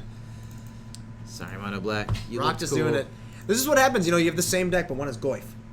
Well, and the other doesn't get to their Phyrexian Obliterator mana. Well, also that. Neither deck actually got to Phyrexian Obliterator. Yeah, that that's game. true. But, I mean, Jim, I think, you know, suffering from just not drawing his lands in the right order, a bit of a clunkiness in his draw. A little unfortunate. I would have liked to see what happened there. I thought the double Bitter Blossom was going to be good. Ooh, Sam did have Knight of Souls Betrayal. Nice. He was ready for Bitter Blossom. Yes, It was sir. like- I think it was more And like... Bloodghast. I was going to say, yeah, I think it was more for Bloodghast than anything else. But I got to say, I like what was going on with the Rock deck. I think it would have... I think it's got a tough time probably against maybe Junk. But I can see it being fine against Jund. Yeah. It's bigger than Jund. Yeah. It's not as resilient as Junk. It's I don't even know if it's as resilient as Jund. But it's I don't love that you don't have access to Kolaghan's command. That's Mhm, just sure. It's not like a beating in this matchup, but like He's got that Wooded Foothills. When Maybe it- there's a mountain in there. hidden mountain sideboard 1 mountain 2 Kolaghan's commands Yes. or 3. I wonder how good the affinity matchup is from the black green side. Instead of like losing Lightning Bolt and losing Ancient Grudge has got to be a pretty big beat. Yeah, that hurts. I mean, you probably have, I would guess, Creeping Corrosion. Yeah, like Knight of Souls Betrayal is pretty great. Yeah, but you still have to get to that 4 mana. That's a lot. It's a lot of mana. Like, And like I said, I didn't see any birds. maybe like Nature's Claim is somewhere in there. Or Eh. Declamor. Declaimer. Sure. Nice Worm Coil. Yeah, could be. I don't know. He can't afford it. He went with Unravel the Aether. Yeah. Declamor, it's just too Morning Tidy. No one saw that Bloodcast play, right? Everyone saw the Bloodghast play. It was a pretty aggressive go for the threat there, Yeah. Sam. It was like, Well done. not only did I forget that it comes back with a land drop, I thought You also forgot it couldn't I block. false forgot. All right. Yep. So in case you guys were wondering what the play was when Sam go for the throat at a Bloodghast, it's that he didn't read the card. That's the only It wasn't in explanation. English, I couldn't do anything. Oh yeah, none of his Ah. cards were in English, right? Fair. Oh no, he had some cards. Okay. That there were a lot of cards that weren't that specific card. Was one. Okay, all right. So benefit of the doubt to Sam. The Bloodghast was not in English. Sure. I thought it only came back with a land drop if your opponent had 10 or less life. No. No. Almost. That's It the has case, haste if they have Yes, 10 or yes. less left. Yep. No, But Bloodghast, not enough to overcome Tarmogoyf. The classic battle. Yeah, it was. Rock looked good. Yeah, the deck- Rock looked good. Phyrexian Obliterator did not. No. Oh, well, it did if I drew any of the 3 Twilight Miners. Or you didn't fetch Forest. That there was a reason for that. He's got a reason. Courser game 1, Finks game 2. That was it. Sam defends his decision. I will maintain that he is wrong. Really? Should have just gotten Overgrown too. Yeah, I think Overgrown would have been better. Both times. I didn't know how much he was going to play. Alright. Like, I'm gonna go see if we have another match. Go. Sure. We'll stop arguing with Sam. Berating him, I should say. Great. All right. What's going on in the chat here? Chat's fallen silent, or we lost connection. I don't really know.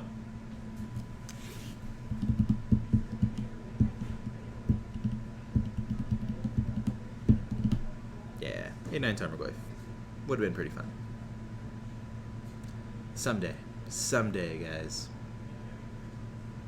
You know what else gets rid of Bitter Blossom? Russian harmonic slivers. Just more value. Congratulations again to Tempest 732? 753.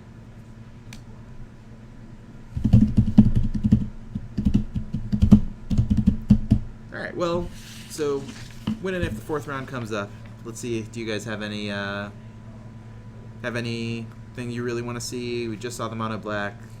There's a Grixis twin out there. Already saw Elves. Already saw Delver. Already saw Affinity. There's a Burn. There's still the Junk, the Death and Taxes, Infect, Scred. There is a Blue-White-Red Geist, and a Blue-Red Twin. Those are the ones on my list that we haven't seen yet. I don't know who's playing who. I don't know the records, but if any of those decks sound interesting, let us know.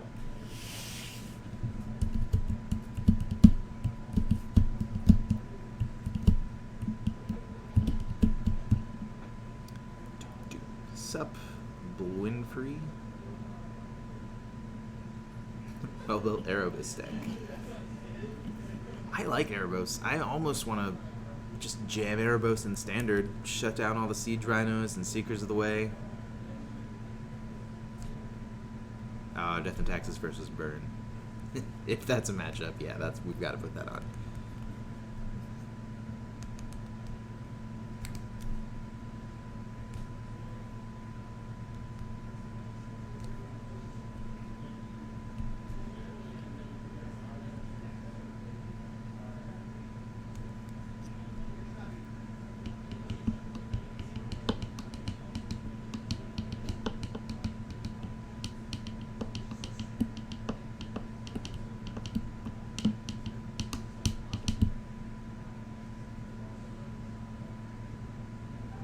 Let's see.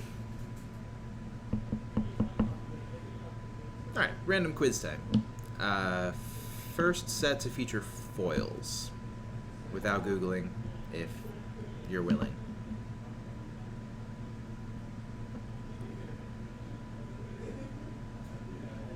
First Magic set to feature foils.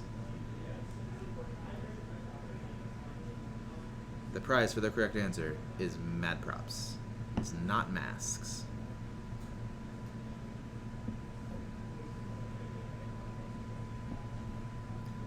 First set to have foils in the boosters.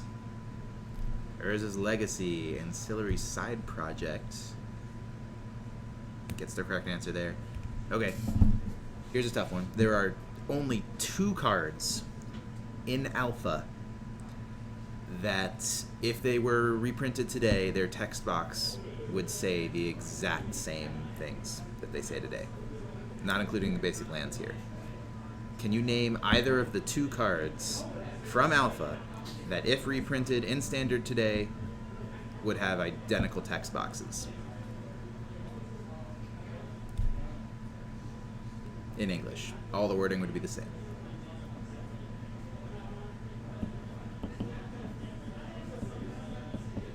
Not Counterspell, not Bolt.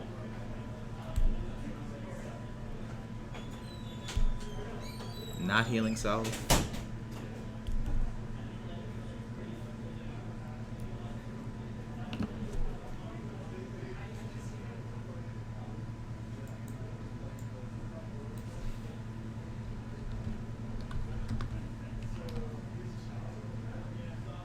Not Grizzly Bears. At least I don't think not Grizzly Bears. Got some planes incoming. Planes? All planes.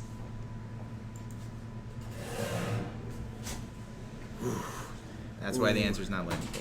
I wish I had beta bolts. Alright, let's see if you can answer this. There are 2 cards printed in Alpha. They are the only 2 cards in Alpha that, if they were reprinted in Standard today, would have the same wording, the same text box. That actually have things in their text box. So no Crawlworm, no Grizzly Bear, no basic lands. It's not Giant Burrow. Growth, right? Not Burrow, not Giant Growth.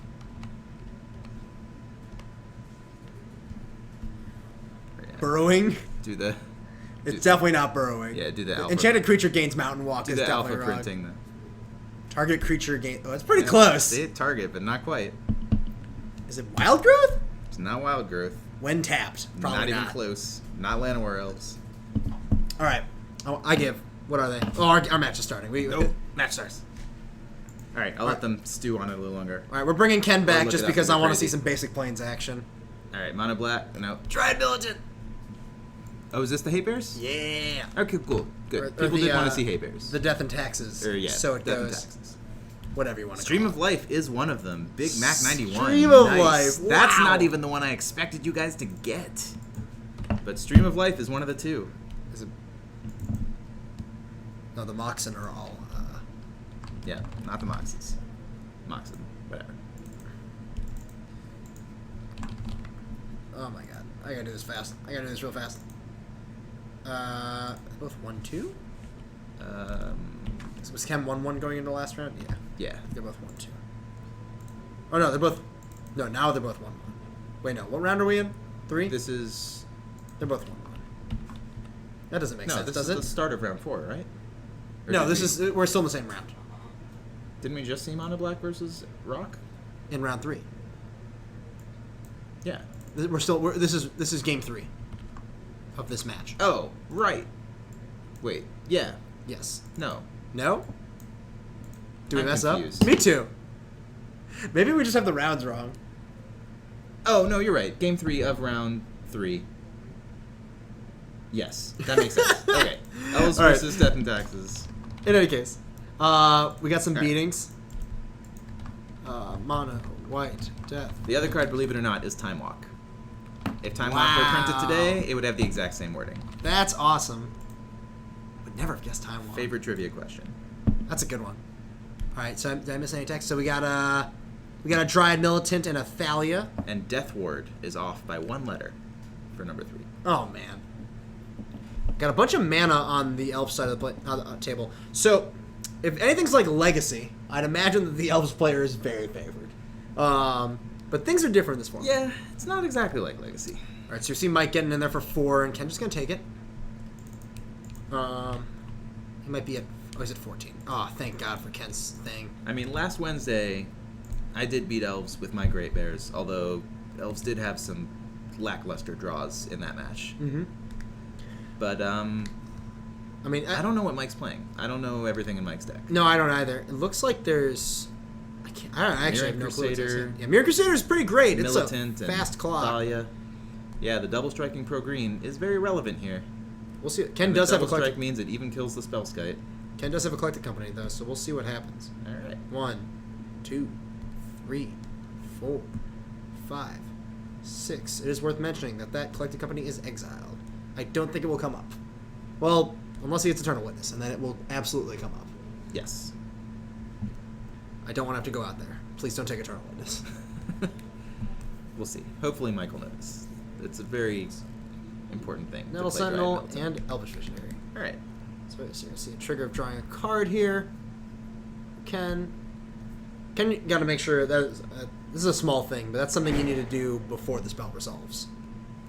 That was curious what that was. I don't know what that was. All right, so Ken can do something else here. He's got 3 more mana. He could. Well, he can't really court for anything, but he can cast Archdruid and untap his Nettle Sentinels again. This is getting great. This is what I'm talking about here. All right, this is the legacy line here. Yeah, this Now Elves is firing. this feels like something I've done to poor Death and Taxes players in the past. All right, let's see. What does Mike have? He has a Suture Priest? Suture Priest. He didn't play earlier. That was not, in my opinion, the smartest move against Elves. Although he might not have known he was. No, never mind. This is game 3. He definitely knew he was playing Elves. He's certain. I think he needs to get this Mirror Crusader out there early, though. I think maybe he was hoping the Thalia would slow him down enough. But Maybe keep the clock up. yeah, we'll see what Mike can do this turn. He could go for the hopeful Ghost Quarter, just nail that Razorverse Thicket, Sure. take you off white mana. I don't think he's afraid of Does any he- white cards. Does That's he the need thing. white mana? Yeah. Doubt it. Attack for 4. Mirror Entity is among the least important cards you could play right now. I agree. Yeah, here's Suture Priest getting in there. It looks like he's got another Thalia and a Path to Exile. I think you just have to. Do you just path that Archdruid now? You probably have to. Yeah. I will say if he doesn't do it, he dies. I mean, if it's not now, it's upkeep, but that's useless. oh, that's much. I think that's just much worse. Yeah, it's got to be now. Problem here is now Ken's just going to cord for a Crater of Behemoth. Oh yeah, he's doing it in his upkeep. So Yeah, paying the 2. Ken has 6, but no, 6. Wait. He had 9 No. mana. Ken no. No, he had He had more than enough. 12 mana. And cord for... yep. And the cord would cost exactly 12. Ken no. Ken no, the Crater Hoof Behemoth.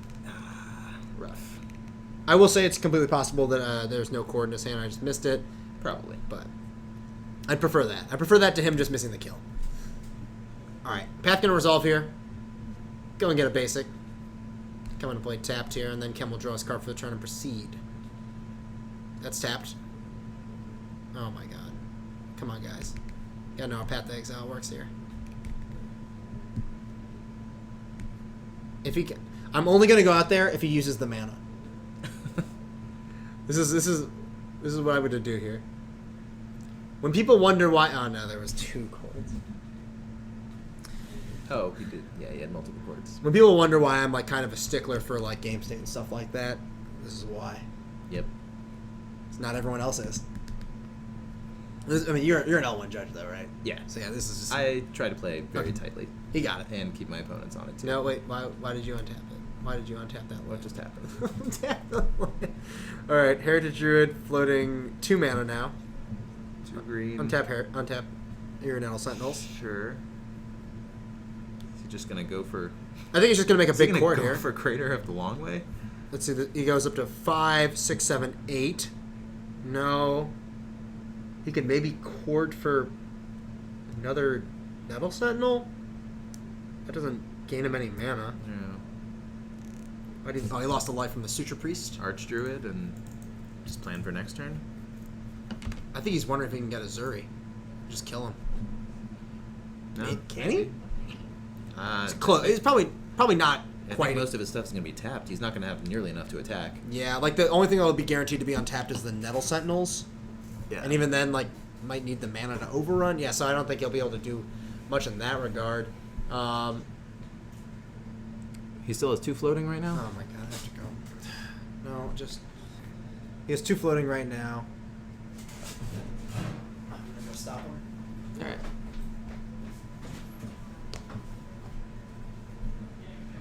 Seems to be attempting to chord. Let's see if we catch this tapping in time.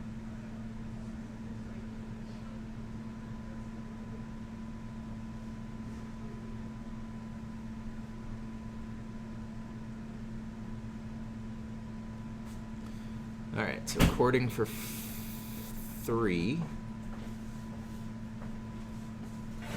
I think. Chord X equals 3. If he's paid all his Thalia right. Yep. Finding Mirror, okay. Suture Priest trigger. That's useful right now. That's pretty good. See if you remember to untap his Nettle Sentinels here. It's not a green creature. Court of Calling is a green spell. Oh, you're right. Yeah. That court should also be exiled.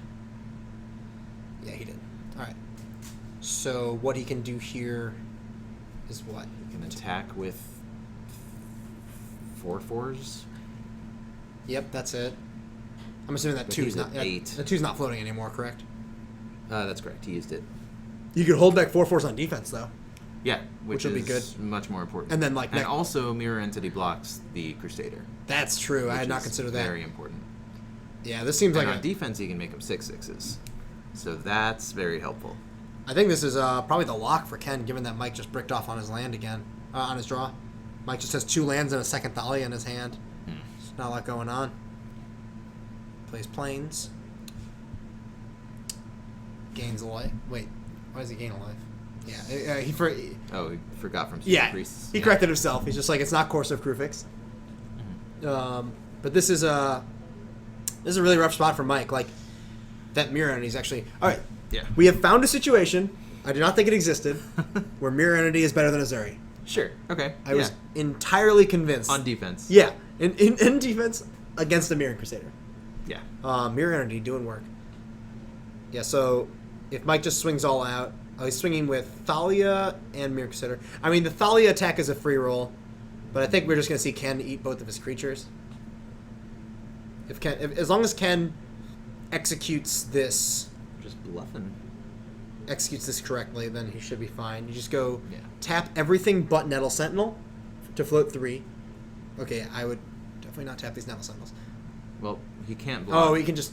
He can't block the Crusader with the Heritage if that's what he thinks he's doing. No, Okay, he's good. just gonna... Good. He's just gonna block the Thalia. Make a 4/4, block Thalia, take 4. Mm-hmm. Put you to 4, and Mike doesn't really care. He has second Thalia. So I think Ken did half of what he should have done here, more or less. I think he missed out on killing off the Mirror Crusader as well. Right. It's a little unfortunate. Mike doing all he can do here, basically. He's just sort of out of options at this point. He's playing the cards he has. Yeah. Just hope he can block enough. I mean, he has them in 4. Like Don't untap the Nettle Sentinels. that Crusader is. Okay. There we go. Good catch. Thank you, Mike. For what it's worth, the onus is on both players to do this. Yes. That's But everyone should know how their own cards work. correct. In any case. And he has Missouri too. Here's a Missouri. All right, that seems fine. This is going to be, I don't know, 1,000 There's damage? Some big ol' regenerating.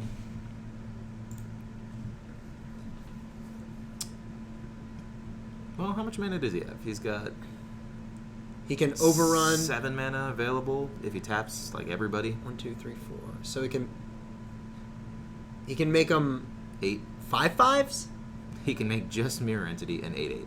So it's not actually lethal He's because got enough chump blockers. this would be lethal if Ken had tapped differently last turn. If he had not tapped his Nettle Sentinels when he pumped his creatures, they would have been untapped this turn. He could have floated mana, used it to cast Oh, right. Mm-hmm. Azuri, and then had 3, 4, and then he would have been lethal. Yeah. I think it would have been close to So lethal. I don't know if it would have been 5. exactly lethal. Doesn't have haste. There we go. All right. So he is If you're Mike, you say take it. only pumped them. The trampling. So they are all 4/4. No, 4. Mirror Entities 4/4. The others are 5/5s. Well, yeah. If he All trampling. yeah, He just did his he already. did the +3/+3. Yeah. You just take it. Yeah. 14 trample damage. Well, yeah. And then swing in for the kill. Wow. Somehow Mike pulling this one out. Ken's not been playing so tight today. No, it happens sometimes. Happens to everyone. Not a problem. Like, we can't all be expected to play like literally perfectly at all times. It's just no one can do that. Speak for yourself. Mike just gonna block, knowing that however he blocks it doesn't make a difference because the Mirror Crusader's just gonna be able to sneak in there for lethal damage. Mike takes a bunch, goes down to 9. Untap. Can't untap fast enough. Literally, like, so thrilled. Linvala. Linvala, nice. Linvala is super good in this matchup. That's pretty helpful. Actually, just a complete beating, but... Did that not die? No, it did die. Whatever. Attack with Mirror Crusader. Yeah, for the win. The pro-green win. And then flash Linvala. Boom. There you go. Mike playing who's outs there. Yeah. I think I think that Cam could have won that. Ken could have won that game if he played a little bit tighter. Yes. But Mike, did what he had to do to win that game. Yeah. I mean, that's all you can really hope for. Sunlance. Nice. Absolutely. Ooh, Sunlance is sweet. I mean, when you need a 5th path. Yeah.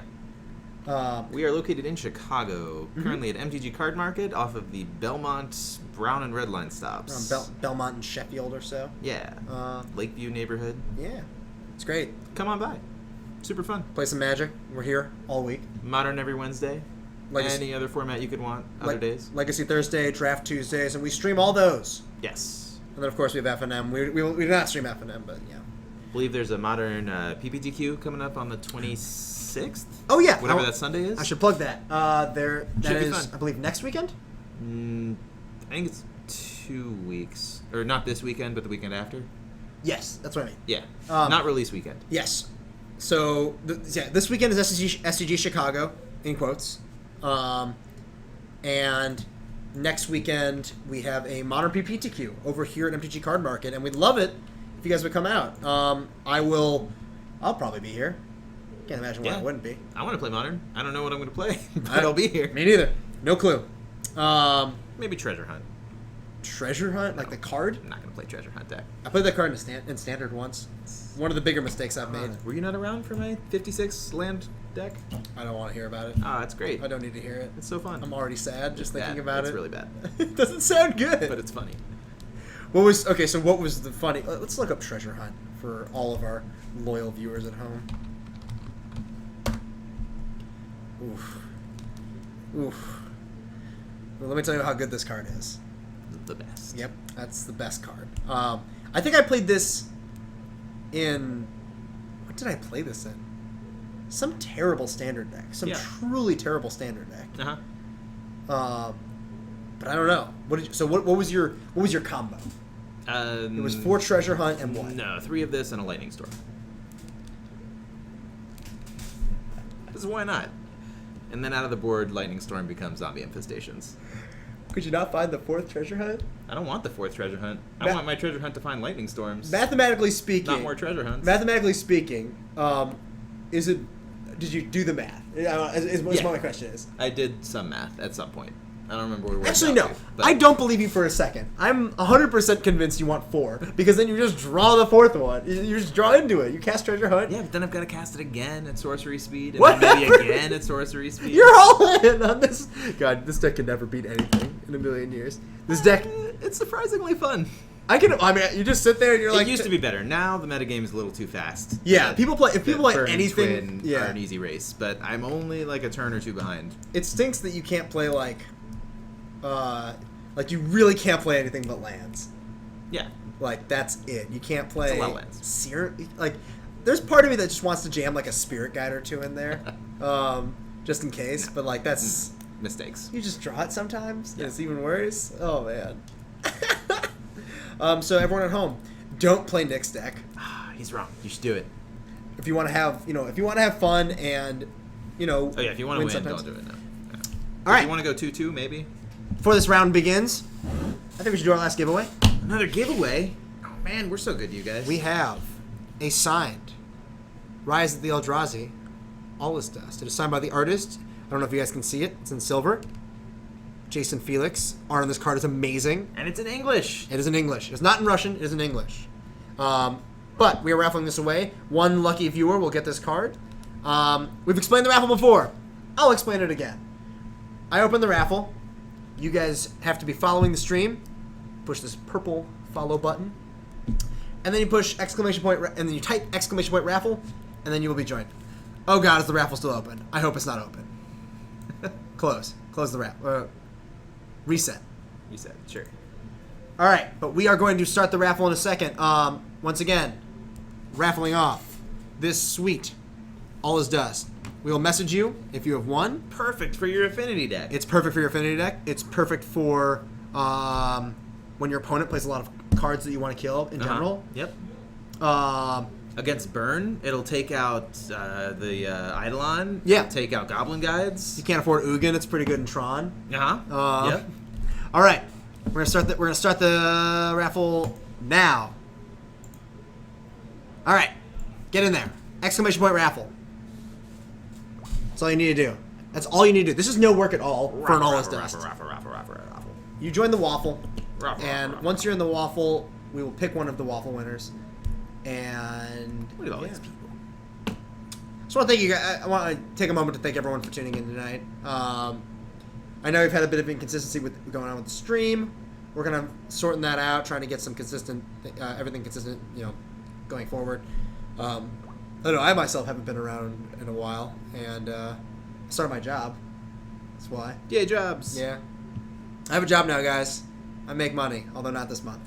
Well, although not yet. It's like the perils of getting paid once a month. But I'm working on it. We're going to be broke for a few days. In any case, thank you. Thanks for tuning in. We always appreciate the support. It's great. I think we still have one more round. I'm not crazy, right? We still have another round? Yeah. If that was game 3, round 3, there is one more round tonight. All right, so we got one more round of Modern coming up for you right now. It's been a little later than normal. That's okay. Yeah, we are going a little late. I think we started a little late today. That's the main reason why. But I'm going to count this down.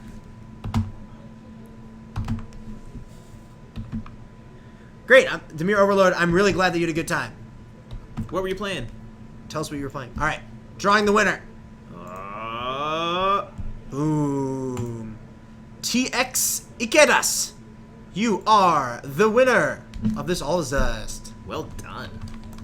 Congrats. You win an All Is Dust. Alright, let me compose this message real quick.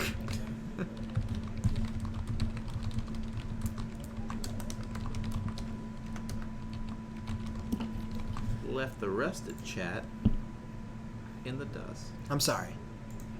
D minus. D minus if you're lucky. I think I would just fail you on principle. Yeah, I deserve I guess it. a D is a failing grade in That's any fine. case. Should have pulled this up. But congrats once again I'll take that to our joke. raffle That's winners tonight. TX Ikedas and Tempest on the winning of this awesome All Is Dust and this also awesome Russian harmonics liver. Yeah. Emperor Calgar, what's your amazing realization? I'm excited. I would like I'm to on see. the edge of my seat. Tell me right now. While you tell me, I'm gonna go see if we have another match. Packrat is Leland Modern and is a good target for Noodles minus. Is that the return? I don't know if that's true. It reanimates something. Yes, for minus X. For minus 2, you get a Packrat back. Non-legendary, right? That's like the big thing. But is it better than Dark Confidant? I think it's definitely you can't get back Liliana. That's the big. I think you played Dark Confidant and Packrat together. I think that's a thing. Packrat's back. You heard it here first. Buy all your Packrats. From mtgcardmarket.com. Chicago's leading supplier of Packrats to people streaming Magic on Wednesday nights. For 1 week running.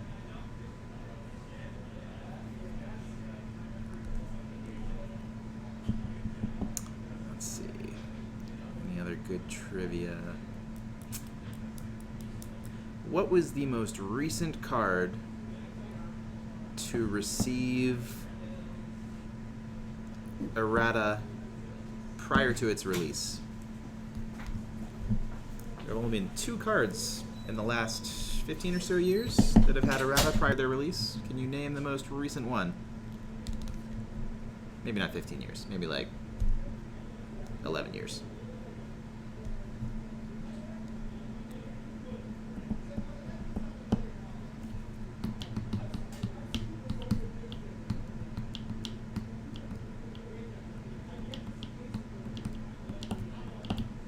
Not Walking Alex. Alright. Marith, nice. Card Trick Dan, you rock. Yes, I was the one who played Great Bears last week to a 4-0. Woo! Great Bears. Great I'm Bears. assuming it's Hate Bears. Bigger, better, hate bears. What makes them bigger? What makes them better? Mostly swords. Swords. Main deck. This is a swords. man who does not care about Kolagon's commands. Main deck swords. Just doesn't, no fear at all. All right, got 2, as I called them, veterans of the Wooburg stream. And Wilkie Fleech. We got Kevin Kingsley, Leeches are good too. good friend. Ooh, alright, so we've got some Tron versus. Who's on the left? Nathan Mullins, playing Nathan. elves. More elves. We got some more elves for you. Alright, new elves. Are The- they 2-1? They're both 2-1. Okay. I think we're gonna see a sweet match here where one of 2 things will happen. Nathan will kill Kevin very quickly, or Kevin will put an Elishnorn into play. Yeah, that seems about right. And let me tell you how many Archdruids you need in play to beat an Elishnorn. It's 2. You need 2 in play. And without that, you just die. So we'll see. Elishnorn, in general, a beating against decks that play tiny creatures. Also, big Or creatures. really any creatures. I love Elishnorn. She's pretty nasty. You know what else is pretty good? Iona on green. Yeah, that would get there. We'll see if Kevin has an early Yeah, gift or it's an something interesting like that. matchup. Yeah, elves can be fast enough. Yeah. that Tron might have some problems, but Tron wins any game going past game like turn 6. Yeah, like as long as you draw gifts, it seems pretty great. Yeah. So this is Blue Eye Tron, aka I think Gifts Tron is another word for it. This was the first Tron deck in the format. Believe it or not, The blue white? in Modern, like the first big Yeah. Tron deck. Yeah. Like I think that's true because it's the more like artifact centric. Has the Not. thirst for knowledges and stuff. It's more of a control deck with a gifts finish. yeah. um, yeah. All right. Ooh, I like Nathan's style. There Always we on go. point. Beta Forest into Beta Llanowar Elves. Beta elves. Here's a Flooded Strand and a pass. All right, so he's just got Nathan's hand is like pretty good as far as dudes, but pretty weak as far as top end. He doesn't really have much going on there. Yeah. What was that last one? Nykthos. Yeah. All right. So yeah, he's got mana. He just needs to draw like a Chord or a collecting company, and he's in business. If he draws like, anything that gets an Azuri into play at this point, it's just game. Yeah. Um, I mean, I know Kevin does main deck some rats. oh yeah, as well as Path to Exiles and the like. Yeah. But yeah, so Blue Eye Tron is sort of the original Tron deck. I remember, so LSV got second at Grand Prix Lincoln, I want to say. It was like in Nebraska or something like that. I remember people called it GP Hoth when Oh, it happened. right. Yeah, yeah. But he got second, I believe, second or top 4 or something. Second. Lost to Bronson Magnan playing Aggro Loam, but after Oh yeah, I think we'll see more Loam with the new Seismic Assault 5 through 8. Nope. Nope. No, I do not. All right. I think that Seismic Assault is very bad, and would not be surprised if it saw no play at all.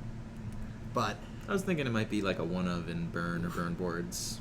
by the way, But probably not. Kevin does have that copy of Wrath of God you were speaking of. I could see Exquisite Firecraft being a copy in the sideboard. Yeah, Exclusive Firecraft is fine. So, I mean, uncounterable. Like, first of all, it's a sorcery, and like a lot of decks are loading up on dispels for burn.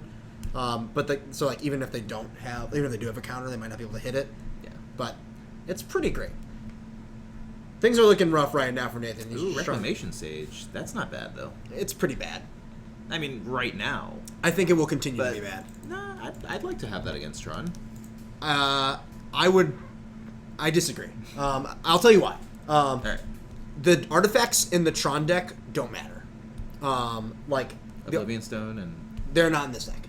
oh, he doesn't run stones. No. Oh, This deck, then the artifacts are just the mana rocks. yes. Okay. It's just like Azorius Signet and Talisman of Dominance. Then or yes, Progress. never mind. Yeah. I It's thought he might have had some stones. No. The only obviously green red has 4 stones or what have you. Yes, I did play round 3 against tokens where he didn't get any tokens, and it was it was kind of sad, Was that but I'll take it. he just didn't draw token Like makers? he drew he had 3 Crusades and maybe 1 Spectral Procession the whole game. It was unfortunate. Ugh. And there's that Wrath of God, and now But yes, now the game's reset. Nathan drew Nettle Sentinel. I would just play this Reclamation Sage. I would not even hold it. And Nathan thinks he can snipe a better target with I it. mean, he might think he's on stones too. Hey, there's that Talisman of Progress right there. And that there's Tron? the natural Tron. Ooh. And he's also just going to be an Eldish Nord. We're going to see a concession real quick here. Yeah, we're done. Eldish Nord coming in, doing what she does best. Not letting you play creatures that do anything. It was a good elf start though. He was very close to. He was just one good search away from a blitz Yeah, before the wrath. Nathan Mulligan 6th that game on the play, and he kept a hand that didn't have any top end, and I think a lot of times you just have to keep hands like that. But it seems, you're just generally going to be reliant on drawing something good. If you don't draw a Collecting Company or an Azuri soon, you're just gonna die. Mm-hmm. I wonder. So Nathan's sideboard options, he's got a few choices. Phyrexian Revoker is an interesting one. Doesn't really have. He has 3 more Reclamation Sages, but I would not be too interested in boarding those in. Thrun, he's stopping at Thrun, trying to figure out if he wants it. Dismember is an interesting I'm one. intrigued by what he takes out.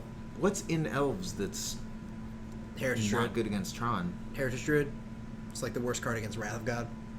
Yeah, but that leads to your most explosive plays. I think post-board games are just always slower.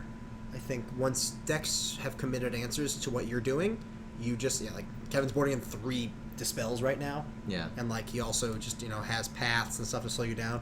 I generally, unless I'm like definitively racing my opponent, I would try and board out a Heritage Druid. It looks like you had a Wormcoil Engine. Probably would. I consider that. Fracturing Gusts. Wormcoil is interesting. Fracturing Gust definitely not where you want to be here. Nathan just doesn't have very many sideboard cards for this sort of matchup. Like most of his sideboard's dedicated to unfair things, stuff like Affinity. Right. And like fair decks maybe, but Yeah. like this, the Tron deck's in a weird spot.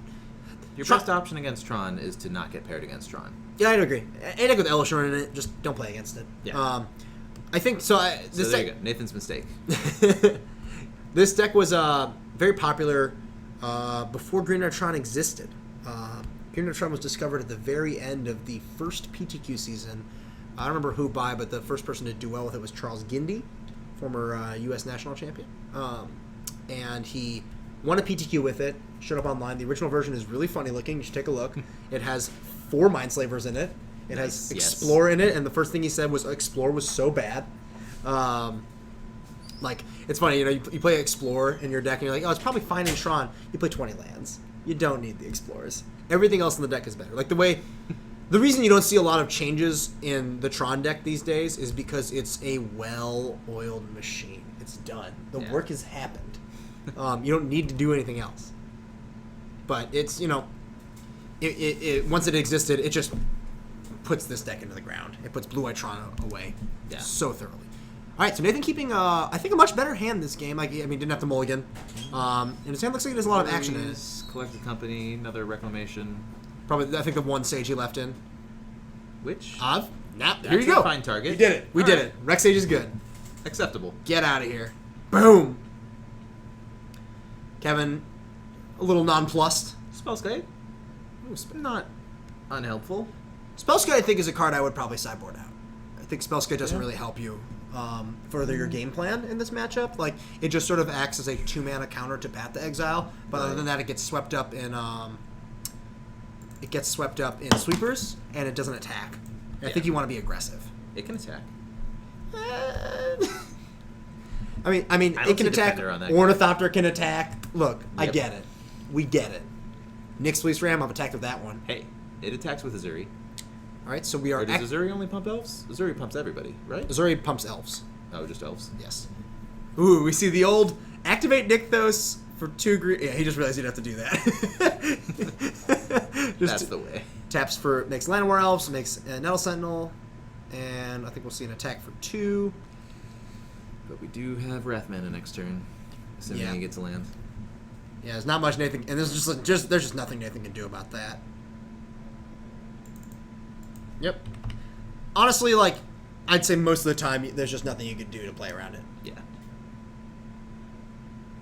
I'm glad you guys are a fan of Nonplussed. I'm doing my best, trying to impress you with my language. There's a land. Is there a Wrath? Doesn't look like it. I think he has at least 2 Wraths in his deck, like Wrath and Day of Judgment are at least 2 of them. I don't know if he's playing Supreme Verdict or if he's just playing Snapcaster as like the 4th Gifts thing. But honestly, Kevin's hand looks like it's pretty land heavy.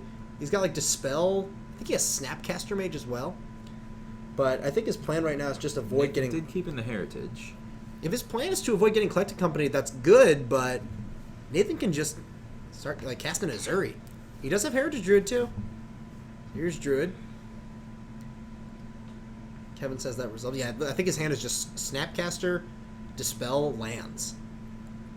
Pretty low impact. Nykthos for 5 here. He could cast Azuri first. Or Spellskite. Could, but he couldn't activate it. Well, he's gonna rethink it. This is a complicated turn. Like Nathan, I think Nathan correctly assuming that there's basically no way Kevin has a Wrath here. Yeah, if he had, he'd already play it. Yeah, he'd have immediately cast it, gotten his value. It would have taken away basically all of Nathan's mana. So it's a little tricky how you navigate this next turn. Like, I think he's trying to decide what happens if Kevin has gifts here, because that would make a lot of sense. Mm-hmm. Like if he was just like holding gifts for something, in which case Collected Company is a little more tempting. But that obviously plays right into Kevin's Dispel. So I don't know. I don't know how Nathan wants to navigate this turn. if he does decide to go Azuri, he He's can just- still activate Nykthos. Right. And make 1, 2, 3, 4, 5, 6, 7 mana. But all those guys would be tapped. Yeah. Well, he could cast. You can go for Collected Company at that point, Oh, right. That's true. which might be good. Well, yeah, he's gonna go. He's gonna go with Azuri here. All right. Just flash that Spellskite for fun. Yeah, that seems like a fine play. You're setting up for a really big next turn if Kevin doesn't top deck the Wrath. All right. So 1, 2, 3, 4, 5, 6, 7. Nykthos. He could also just attack for 5. One. Yeah. No, he's just gonna go play Spellskite, going to 5 mana, and I think I would just attack for 5 here. Like, you could attack for 5, or you could just jam this Collected Company. Like, this is a tough decision. If he jams Collected Company, you know for sure he's not going to Gifts next turn. Well, no, you don't know for sure. I mean, you know if he counters it, he's not gonna Gifts you next turn, basically. Which might. Well, yeah. At this point, he doesn't need Collected Company. So, yeah, I think attacking is right. Yep, and that's what he's gonna do. Get in Yeah, there. he's got lethal on the board. Um, And he has I mean, not a very good reset button, but at least some play after a Wrath. yeah, like, here's the thing. Like, Kevin has to basically draw Wrath this turn. Yeah. And if he doesn't, he just dies. That's it. The game's just over. It's funny. Hallowed Fountain, so maybe he's not even doing gifts. I think he's just, he doesn't have gifts. Yeah. He's just got a bunch of garbage, basically. Can we draw the Wrath? So many elves. Nope. That is Colonnade. Colonnade pass. Kevin for posterity, playing this one out for us. Nope. Don't untap it. Does he have a snap? Or never mind, they trample. Why Never mind. Why does everyone always insist on untapping their Nettle Sentinel when they should not be doing that? That's my only question for you. Because they forget. Because they're not used to things that stay tapped. Should play more Because Lo- that stuff usually isn't good enough to play in Modern. What are you saying here? Nettle What other Sentinel stuff? is- What other stuff are you thinking about? Phyrexian Colossus, man. There it is. Someday. All right, good. Remember. That's what I like seeing. People remembering, eventually. It's just it's a small delay in the memory center. Yeah. All right, we'll see what Nathan's gonna do here. Activate Nykthos. Yep.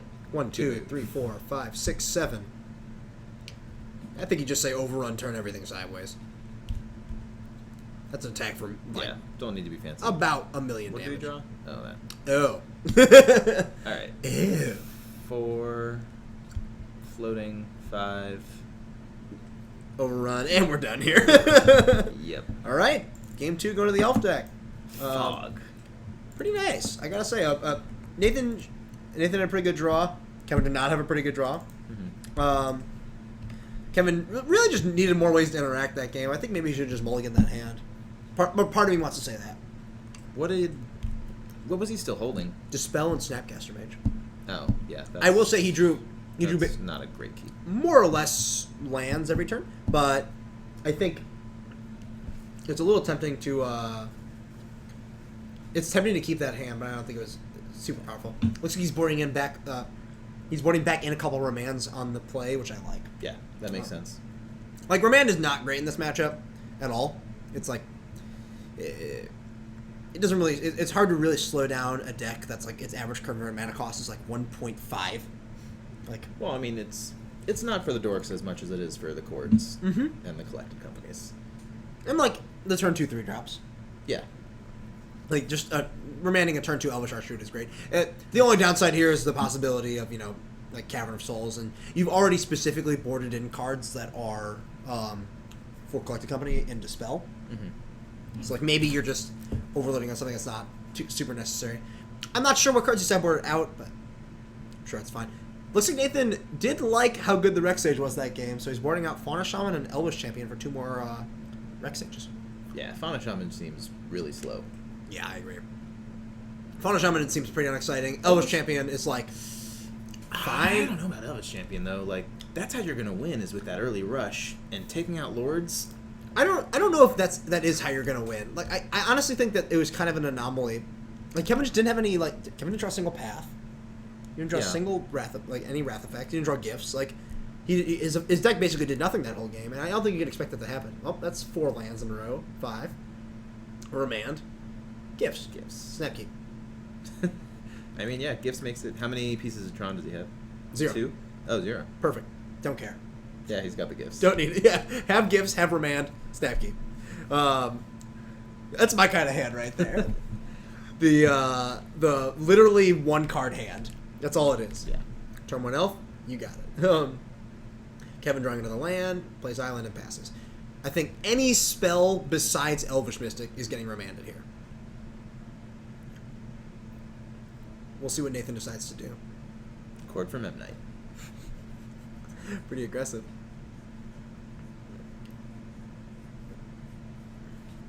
He's just going to play 2 1-drops Yeah, here. I one mean, drop. this is the best way to play around remand. Mm-hmm. And then Kevin, you're just going to take 1. I think this is fine if you're Kevin. Like, you don't need to counter any of these spells. Yeah. Oh, And you don't need another card that much. And he drew Supreme Verdict. Nice. Okay. Yeah, he's fine. Kevin's got this. Sorry, Sorry, Nathan. Put this one in the bag. Sorry, Nathan. That's I mean, drawn. now if he plays Archdruid, you just say resolves. I don't know about that. I do. No. It's probably right. Yeah, it's very greedy to not say Oh, resolves. to blow it up, I see. Well, He also just drew Damn Judgment. I mean, he wants the gifts on turn 4. That's what's really going to lock it away. Yep. He could let him play it out and Verdict on turn 4, but just why draw it out that much? You have Verdict when you need it. I think you do Verdict here, actually. Yep. Yeah. Get him out. Like, why bother? This is going to lead to, I think, Nathan main facing a collect. Oh, no, he doesn't have that. He just has Chord. So he's just going to be able to cast Archdruid and pass? Doesn't really have much else to So do. taps for 1. Oh, a very sad Elvish Archdruid here. Yeah. It wasn't looking good for Kevin, but now it's looking really good for Kevin. Well, this is, Oh, that was last game. I think. Oh, okay. Kevin with the snow-covered land in hand. Looks like he's gonna just go Academy Ruins, probably play Talisman and pass, and then Gifts. So this will be interesting if Nathan has Ooze in his deck. Yeah. Because Holding holding would up, still be good here. it'll. I mean, he should keep Ooze anyway. He knows. I mean, you're playing blue, you have Snapcasters. Oh, yeah, I believe there's only 1 in the deck. Oh, yeah. Yeah, but like you Still do know works. that Umbero Rights is present. You know he's playing the Gifts deck. Yeah. I think right now that's what Nathan is considering right now is whether or not he should attack. Yep, I think he's just gonna pass. He can chord for 3? He can chord for 2 and eat something. If Kevin goes for Yeah. Unburial Rights and a fatty. And I think Okay. if you're Kevin, this should be like this is the indication that something's up. Mm-hmm. Like him not doing anything. And I think because of that, you just get 4 cards. I mean, he has Academy Ruins. I don't know if he still has Mindslaver in his deck, but I Chord don't, for Azuri. And trample for 10 next turn. if you're Nathan, I think you have to say Resolves. Can't chord for Gaddock Teague. Yeah. A little late. A little late in the game. I don't think there's like That'd be really good in this matchup, though. Gaddock Teague. It's pretty strong. So Yeah, good. Gaddock Teague would be. And with the spell Skype back up. Yeah, Gaddock Teague. It only takes 1 sideboard card too.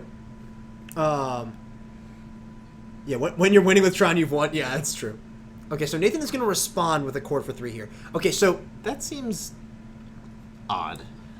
I agree. I think his reasoning here is that getting a second. There's no way. Oh, he has a Whisperwood in his deck. I do not like getting Revoker here.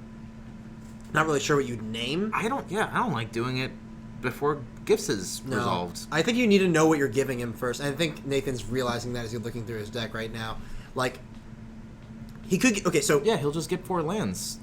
he could get Archdruid, in which case both of his creatures are 3/3. Oh yeah, he could get the Elishnorn insurance. That's Yeah. true. But then Kevin just gets Iona. Iona, yeah, and then just I think he'll name green. Mhm. That seems well. I mean, you have to assume that the green player is going to be splashing white for Path to Exile. I don't think you play around So it. I think no. Don't play around No, it. you think you just name the elves? I've had moments playing gift stacks versus burn where I put Iona into play and I have to tank because maybe they have path. And I've named white. I've done it before. No, wait. Have I? No, I've always named red. I just hope they don't have it. All right. He decided to find an ooze, and Kevin let him untap a land. Very Very gentlemanly. Graciously kept. I think Nathan realized that he wanted to get ooze, but he should have just let the spell resolve first. Yeah. But now Kevin can just get a value pile. Given that he has like another wrath in his hand, like you just get like probably like another gifts and like thirst. You know Oh, why? Yep. You know why I would have. You know why I would have courted in response to the gifts instead of afterwards? Even mind sensor. If you had the aim in mind, so If you did. I you know don't you do make that if sense. you're the Tron deck. You flip the top 4 cards of your library and you hope they're all different. Yeah. Which they're reasonably likely to be different. Alright. Gifts, snap, thirst, and path. So he's putting Alright. gifts and snap in the graveyard. Playing the slow game. I mean, I think this is, leaving him with gifts is probably the scariest thing to do. So I like what Nathan's doing here. You have no, and I don't think you activate ooze right now. There's nothing you're afraid of. Looks like he's thinking about it though. I don't know who you would target. None of it matters. Maybe he's playing around another gifts, but no, that doesn't make a difference. Or sorry, another Snapcaster. Let's see if Kevin decides to wrath here or not. I don't think it needs That to doesn't yet. feel good. That doesn't feel good when he pays 2 life. I mean, Kevin's actually out of gas. Well, he's got the thirst still. Sure. I think not. But he's gonna. I mean, he gets to get rid of both these guys and now just pass with thirst up. And now Nathan's actually. I mean, Nathan has to draw Collected Company basically. Drew Nettle Sentinel. that attacks once. Spellskite. It's in there. You just say sure, and there's Nettle Sentinel, and that's also in there. And now Kevin just wants to draw. Oh yeah. There's another one. All right. He's going to discard this Azoria Signet, which he wisely held in his hand. Mm-hmm. Untaps. Let's see what he gets. Another Thirst. Yeah, this is just... I would describe this as firing on all cylinders at this point. He's just going to cast the third. Like, we've cast 3 different Wraths this game. Do you think he's got a Hallowed Burial in there? Or a Martial Coup? Any routes? Anyone got a route? How does an Elf deck beat 3 Wraths? Are you kidding? It really doesn't. He did draw the exact card he wanted to draw. Collecting Company? Yep. All right. Response. Boom. Ship it. 2, 3, 4, 5, and 6. 2 good ones. There's a Visionary. Visionary's fine. Archdruid Revoker. I wonder what the Revoker's name is. Probably Mindslaver. I don't think there's a better card to name. Can't name Colonnade, so. Yeah. And with the mana, yep. I will discard Unburial Rites and Iona. That's the hard cast Iona. Huh. You don't say. And I think that's naming. Oh, he didn't even need to discard Iona. He could just cast it. It doesn't matter. I think he just wants to cast Ugin. Oh, he's got Ugin too. Oh, yeah. I will say, it's weird that Ugin is actually a huge gain for this deck. He must have named Ugin, by the way. I think that's the only explanation. Yeah, I think Kevin's just taking every opportunity to cheese it in front of the camera right now. I think you're right. Boom. Bolt it. Go. Draw another Collected Company. I don't care. Here's a 2/2. I think we're going to see the old Iona naming green on the way here. And an ultimate Ugin. Bolt it. I think you can also get in an attack with Colonnade. Oh, we could have, but he did it in the wrong order. This, my friends, is the hard lock. Oh no, he's got the land, so he also just gets to jam. Nathan valiantly battling this one out. He draws. I bet he can't cast it. My guess is that he cannot cast it. I think it's a land. I think it's a Nykthos. So I was right. He can't cast He it. can't cast it. I didn't see it. I'm just gambling. Ultimate, do it, do it, do it, do it. No. Come on, Well, do he it. wants to ultimate and have it live. It always lives. Oh, yeah, it's an odd number. It's minus 10 because that's Yeah. real fair. But it's lethal if he doesn't. Oh, no, it's not. He attack for 11. Yeah. Down to 5. Bolt you probably. Ultimate. Yeah. That's the way. Gain 7. Why not? See, he messed up. He should have done this first because if he got Elishnorn Oh no, it's not quite lethal. 6, 7. Let's put some permanents into play. Why don't we? 1, 2, 3, 4, 5. Go. Cavern of Souls. Cavern. You got it. What do you name? Oh, he drew a collecting company and a chord right after that. Oh, he's holding the cord. Woo! That was sweet. That's. That's Tron, all right. I like it. I like saying it. I kind of like it too. I just. I just feel bad for Elves at that point. Like, Oh my god! that's, Yeah, that's the rub-ins. it was brutal. He didn't need to play all cast of it. 3 wraths. Yeah, he did. Like most of the other cards didn't even matter. The 3 wraths. That was like what And mattered. it's, I think it is the only deck in the format that even plays Wraths. Like there are various blue-white control decks, Esper control decks I've Oh, seen. sure, maybe a little Um, bit. Maybe a little bit of Supreme Verdicts. Mhm. But But like Not a since, lot. since like Jeskai control sort of died down, Mhm. there really hasn't been a de facto like big control deck because it's just playing these decks with high curves that can't really beat stuff like Tron consistently, Mhm. or even like even Amulet. It's just like a fool's errand at this point. Even though like Jeskai control for a while was like one of the best decks in the format, but the format's just gotten way too hostile for it. Like Yeah. I don't think it's like you're not that good against Jund. You're not that good against. I don't think you're that good against Twin. A lot of people. There's a lot of disagreement about that, but I've always thought the Twin is favored. yeah. You're definitely not that good against like Tasigur decks. Tasigur's a hard card to beat.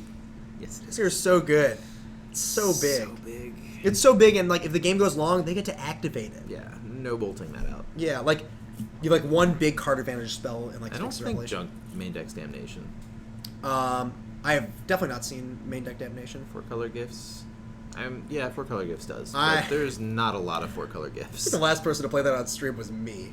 I remember activating Tasigur and gaining back Raven's Crime a lot, and so Sure. I didn't like doing that, so I cut Tasigur from the deck. And then once I realized I was cutting Tasigur from a deck where Tasigur is like playable, I should just be playing a different deck. Like instead of cutting Tasigur, I cut everything else and played a different deck. Yes. And that seems to be the best play to do. In any case, I think that about wraps up our stream for the night. It's getting pretty late, so I think it's time we called it a night. Matt, come in here, pick up his box. What is this? Box. Alright. How'd you do? Everyone. Nice. Good. Often commentator Matt Barbuccia, going through one tonight. Very skilled, pretty good. He was Anyways, on Burn, I think he said. yeah. Yeah. All right, so shout outs. Shout out to MTG Card Market, being our gracious host as always. Wooberg XYZ, as brought to you by MTG Card Market. Our streaming schedule, once again, for those who are unaware, Tuesdays we do draft at 7:30. Yes. Wednesdays, Which Modern. is Origin soon. Gonna be exciting. Yeah, we're gonna do Origins starting next week. Wednesday, and we have like a draft cam, so we Yeah. watch someone draft the whole time. It's real cool. Wednesdays, Modern. You know it. You're here. You're aware. Thursdays, we got Legacy. Legacy tomorrow night should be sweet. Legacy, if you're getting excited for maybe a Premier IQ in Chicago this weekend, and just say come see us on the stream, or come see a lot of Chicago players on the SCG stream this weekend. I want to at least give them a Yeah, shout out. that's really fun. Hopefully, people like me and Nick are doing well on the tournament this weekend. You get to see us. Yeah. I'm hoping. Yeah. I'm confident. I'm gonna day 2. He's gonna day 2. You heard it here first, folks. Yep. I'm planning on top 8. Actually, no. I'm planning on winning the tournament. Okay. But Good plan. I don't know how well I'm gonna follow through on that one. Alright. I do well at events in Chicago traditionally. That's true. Hometown, man. Gotta Decent, keep it decent real. track record. I've day 2'd both the Grand Prix in Chicago. Nice. So there is that. In any case, but yeah, tune in to SCG Chicago this weekend. Come take a look at some local Chicago players. Otherwise, stop by MTG Card Market, your number one source for cards and the like. See them at GPs. So many cards. They go everywhere. So many cards. Go sell them, and they want more. So go sell them your cards at GPs. Once again, thanks for tuning in, and we will see you tomorrow night for some Legacy. Thanks again, everyone. Bye bye.